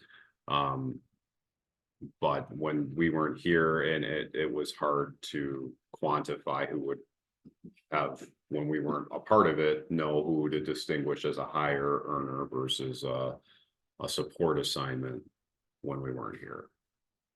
Cody, I'm kind of conflicted with it, like the natural disaster like the flood. I mean, everyone was doing everything they could, neighbors helping neighbors. And our Public Works did a phenomenal job in the weeks and months after that, but I don't know how you could say, you know, so-and-so deserves $1,000. Well, you were only here for 3 days, you get $250. I think that would create more vitriol after a dramatic event, personally. Or like when we had high winds, tornadoes. It sucks, right? But everyone out there is doing it, even random people from the village. So people who are on staff getting a further incentive from it. I appreciate the work. Absolutely appreciate it, but I don't know if there was like a active shooter or something like that where it's pretty traumatic and someone who's not in the line of police work had to deal with something, I would absolutely see it. But in the case of a natural disaster, I kind of struggle. All right, other comments? Yeah, I kind of wondered where this came from. It just kind of seemed, I don't know, an arbitrary way to get a bonus if it's a natural disaster, sort of. Oh, this happens, so now employees are going to get a bonus. Why wouldn't they just submit to the board and say we did a lot of work? And why would there be a policy for it? Jerry? Tony came up with this. I don't know. I will never know what his exact thought process was. Nor do I care. In a particular case with the flood, I can speak quite well. The actual cleanup, the stuff we normally do, wastewater plant water, garbage on the streets, yeah. We worked 7 to 7 for 2 weeks. Guys got paid overtime. That was just doing their job. What wasn't doing our job was the administrator quitting and all of the FEMA paperwork getting dumped in my lap. And I spent months doing that in addition to my regular job. And nobody ever even said that. That's what this is like, in my. Okay. Doug, did you have your hand up? No, I was just thinking, and you know, one of the big things that, Dan and Monty, you talked about when I asked about how to retain and keeping people, you know, is having, competitive salary benefits, and I think that's what we strive to do, that's what we've done the last couple budget cycles. You know, these extra things should be extra, and I think we need to pay and appreciate the people working to do that. The closer our wage and benefits are to alignment and competitiveness, some of these they need less of this type of stuff. And it should be less singling out here and there and more everyday teamwork, partnership, and appreciation. So, and I know it's hard to build something like that, especially when the words change. The school district gave a pretty good example. So are you saying do less of this and more of the other thing we're talking about? I'm kind of saying as a kind of philosophy, we should make sure our pay and benefits are competitive, which I think they are. Okay. And then I think we can do a little less of this, and like Jerry's example is a really good one, because none of us in here came up with it. So I think that's where you really gotta have strong department heads to say, hey, look at all this stuff Jerry did for us, hey, look at all this extra stuff and stuff. You know, that's kind of building a teamwork culture and you know, elevating department heads.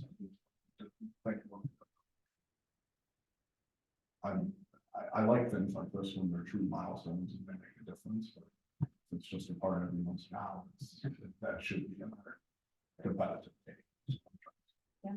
You know, we just had a meeting about our school goals for keeping teachers and such, and one of the things was just the acknowledgement, showing appreciation, so maybe that's something as a board, we could be talking about more on how do we show our appreciation more and not just monetary. So what do we want to do with this? I'm not a fan of it. Yeah, I don't think I. All right, well, The first part of what Jerry said is kind of like rings true with me, that second part, Jerry, I'm sorry, that sucks. all right, can I have a motion in the positive and then we can vote it down? I motion to approve the village health and safety bonus pay policy. All right, do I have a second? Second. All right, got first and a motion and a second discussion. All in favor, say aye. I'm sorry. That's not an aye. No. All opposed, same. Aye. All right, number 5, discussion and possible action regarding approval of village resolution to adopt a ward plan to create Ward 7. Bobby. So the legislature redrew the maps for state assembly. And when they did that, they went back to the municipality lines as of 2020, which is before we annexed in the Creek Crossing neighborhood. So they determined that that neighborhood actually has a different assembly district than the rest of the village. So when we redid the map after the 2020 census, we had that as part of Ward 6. Well, now we have to separate that as a separate ward because for some elections, they'll have a separate ballot. So this is just a technicality we have to pass this. It'd be the only part of the village that potentially has a separate ballot. Yes, as was your neighborhood for a while. You remember that? No, I don't. Yeah, there There was. have been some elections where you guys had a separate ballot. Yeah, it was different. You guys voted. Yeah. You guys were in the town, and so then you annexed, you had a different. assembly. They're very slow.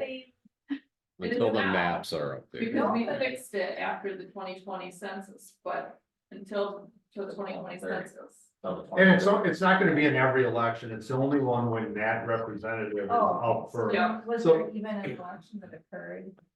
There might have been one or two, but yeah, I mean, I I think feel probably like one of you. Yeah, it would only be the state one. The state is. Maybe the supervisor, I'm not sure, but I think, no, Bill's one, that one all the way, so Yeah, it would be it's just, definitely the representative for state representative would be the only one that it And would then when affect, we do the 2030 census, we'll fix it again. yeah. So It shouldn't happen too much. So I motion to approve the resolution to adopt a ward plan to create Ward 7. Second, I have a motion and a second, any discussion?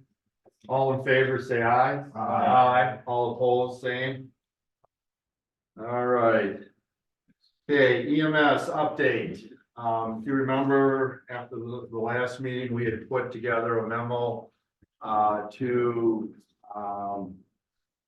the EMS district board. If you remember, we were proposing some changes in the structure of EMS. So we had a meeting April 10th. Springfield was not in favor. And this is just the representative. Springfield and Town of Cross Plains didn't take it to their boards. And member from Town of Cross Plains said, if you're gonna do that, just take the whole thing and we'll subcontract out with you. I then was invited to the Town of Berry's meeting. I don't know, maybe that was the 8th or the 15th. It must have been the 15th. So I went there, had a real good discussion with them. Some of the members clearly understood where we're coming from. But there was resistance to us controlling the budget was their big issue. I can tell you from towns, it's very interesting. They look at things much more from a reactionary standpoint than a proactive stance, which I think is very interesting. But anyway, so that's where we're at with that. At our meeting, also on the meeting on April 10th, they closed out the books for 2023. And EMS, we ended up $98,000 in the red, which was a little higher than we had thought. As you remember, for the 2024 budget, because of that huge deficit, we increased our budget by 86%, and that's what really kind of hit us. So we ended up getting first quarter of the 2024 budget. And there was the one line item that I've always had concerns with, even when we're doing the budgeting, and that's the line item of LTE. During this 24 budget, they had wanted 80,000. I had asked them to up it to 100,000 because we were going on a pace of about 130,000. So we got first quarter and the number was 45,000 we've already spent. So and it's just first quarter. But if that continues through the year, we'll be looking at just in that line item, 70 to 80,000 in the red. Which is not good. It's something we definitely have to keep an eye on. And I will do that and keep you informed on that. So those are kind of the bad news. The good news, the insurance company made an offer to pay us almost $37,000 for the loss of the fraud. So that is good news. We agreed to take it because we got the check right away versus waiting for restitution that could be spread over a long period of time. So I've told the DA's office that we've accepted that, so now the insurance company becomes the one that she'll have to pay all but 1,000. So the check that we received was about 36,000 because we had a $1,000 deductible. We will try to get that back through restitution. There are other avenues that we could go after, but I think it's gonna be a lot of paperwork. Obviously, we paid more Social Security and Medicare. So the insurance company gave us this federal tax form to get your money back, and it's about this thick. And I've calculated it may be 3,000 at most, you know, so I'm not sure if we do that. The other one, and I think the chief is gonna look into it next time she talks, is obviously WRS. We paid retirement, so that's about 13% that we paid in on that stolen money. So that's getting more up to that $5,000-6,000 that, depending on what the process is, I'm not sure how that works, but we're looking at that. The other thing that they did is they went through the station and all the equipment that's no longer being used. They sent it to auction and ended up getting $9,000 in sales. So if you take the 9,000 plus the 36,000, there's about 45,000. So we have the revenue. The bad news, that's only for 2024. That obviously will not carry over to 2025. So it doesn't really help the 2025 budget. So my plan, I think we should move ahead with, is I've been thinking about this a lot, is we'll send it back to finance. I'm hoping by the end of summer, we'll come back here with 3 options to offer the townships and see if we can get one that they will agree to. Otherwise, my feeling is option 3 will be the option we take then. And, you know, that will be looking at, basically, option 3 will be looking to go on our own.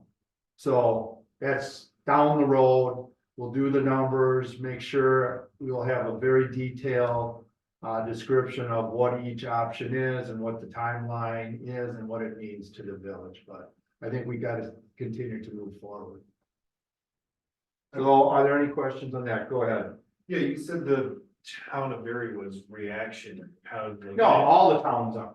They're, Well, we didn't, like you said, the town of Cross Plains was like, okay, go on your own, we'll subcontract you. Was Berry still the same, did Berry feel the same way? yeah, they would, if it gets to that, we'll just do that. Okay, so they would subcontract with us also. Yeah. Okay, that, you didn't say that, I was. Well, no, because I didn't, they didn't vote on that, Okay, but obviously. did they kind of? Yeah, but that's what I mean by reactionaries. They just wait for things to occur and then they deal with it versus seeing the future and trying to prevent things from happening. Okay, but they weren't like, oh no, we're gonna go with Wanakee. No, no. Here's the thing. That, Here's the thing when you count, and this is, you know, if you want to say where leverage is that we have is with medical emergency service, the key to that is making sure you have staffing and response time. Right. From someone who's been at bad scenes and bad medical things, I'll tell you, every minute seems like an hour when you're waiting. I'm telling you. So no one, and that was one of the questions. If you did this, are you still gonna let us? And I said, absolutely. We would never make that political.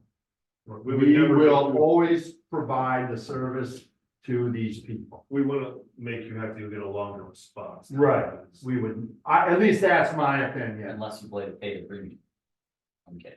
Yeah, no, so I think this will move. It's just gonna create more work for us, but it will do it at finance. Is one of the options gonna be just to keep it as is and, No, we cannot keep it as is. okay, is That's- that a group consensus? Like, I just wanna make sure that, Well, I'm not, I guess you can call that an option of people. I'm doing 3 options that I believe will improve the service and protect the village from financial disaster.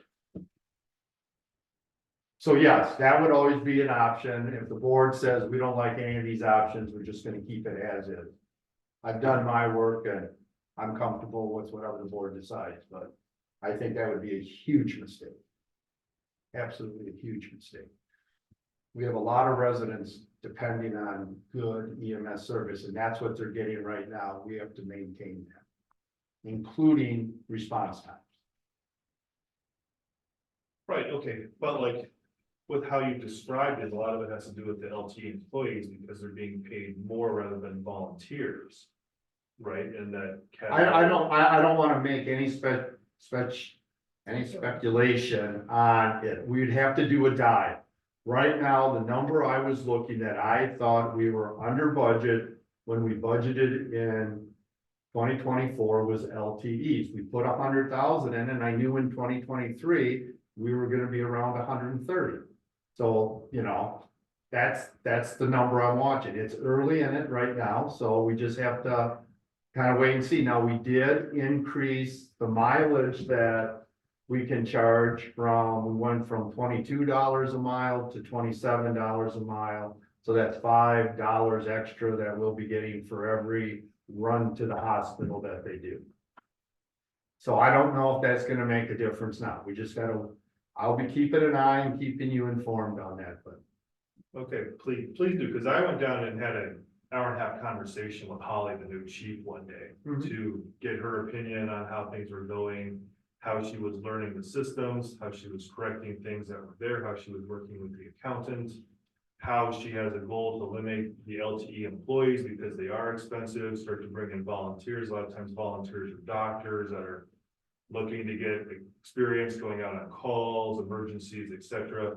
Sounds like she's really organizing it to try to get away from what had happened in the past where previous chiefs relied on LTEs and started to pay them more, hence causing this financial strain. So the current chief is doing things to start to correct this system, and it sounds like she's doing them very well. Just my opinion on the matter, meaning a lot of work could just be a lot of work, Jay. No, well, you know, I give her all the power and I hope that works, but you just go around right now and it's hard finding volunteers for anything. So if we're hanging our hat on that all of a sudden we're gonna be flush with EMS volunteers, and that was one of the things that the town chair definitely talked about because he was a EMT. He says now the state makes you take the class is 240 hours. You know, why would a volunteer put in 240 hours? You know, I mean, it is, I agree with him. The state is making it difficult for people to volunteer in the emergency services. And I'll bet you firefighters have to even put more time in. So we have to appreciate the ones we have, but I think that's great and I'm all for it. And if second quarter, that number drops down and she's got all these volunteers, I will be happier than ever. It still doesn't necessarily solve all of it. Sure, but then saying that, and if people aren't gonna be volunteers and LTEs are here to stay, then whether or not we bring it into the village or not, then we have this major financial difficulty and we're gonna be in the red because we can only find LTEs to staff it. It doesn't solve the financial issue though. Well, let's just wait for finance to do it. I don't want to spend a lot of time on this because that's not what this was for, but totally disagree with you on that. That was the one point I was just gonna make.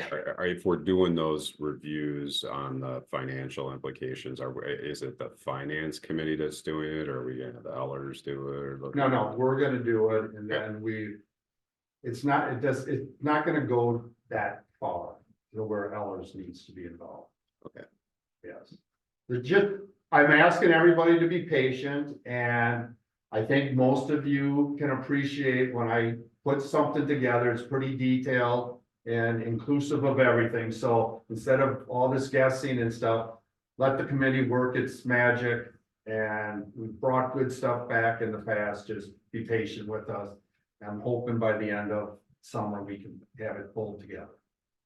And then the board can decide what they want to do with those options at that point. Any other questions? All right. So last item, village annual meeting update. So everybody should know that we are set to go April 30th. The meeting is 6:30 to 8:30. It's kind of a drop-in. We're not expecting people to stick around for 2 hours. They come in. There's basically three parts. We'll have people come in and set up at 6 o'clock. All 20 tables have been spoken for. So we'll have a full house that way. Part of our meeting, with the architect, they will, a couple of them will be there. And they will have what we've kind of talked about it, and I haven't been able to get in touch with them this week yet, is, they have a good idea of how to do this. So it's gonna be kind of the same structure, where there'll be an ability, it'll say, what is your preference of style of building, and then there'll be some examples. The next board, because they'll be on easels boards. Then the next board will have one, what is your preference for exterior? And they'll have examples there, you know, A through D or 1 through 4. And then the last one, do you have an outstanding feature? And they'll have some pictures of outstanding. Everybody will get stickers. They'll get, I'm guessing, 6. So you can use one on each one. You'll get a red sticker and a green, you'll get 3 red and 3 green. And you will take that green sticker and put it on the one that you, for example, the style. If you like prairie, you put a green on prairie. If you don't like modern, you put a red sticker on modern. Then you go to exterior. You want brick, you put a green. You don't want siding, let's say red. And then it would be, do you want a outstanding feature? It would be red, no, green, yes. So that way, I was thinking we'd do little ballots, but this will save a whole lot of time in tabulating ballots, and it'll be a good visual thing to just get input. And this is the first time for input on that. So that's kind of how that is going to run.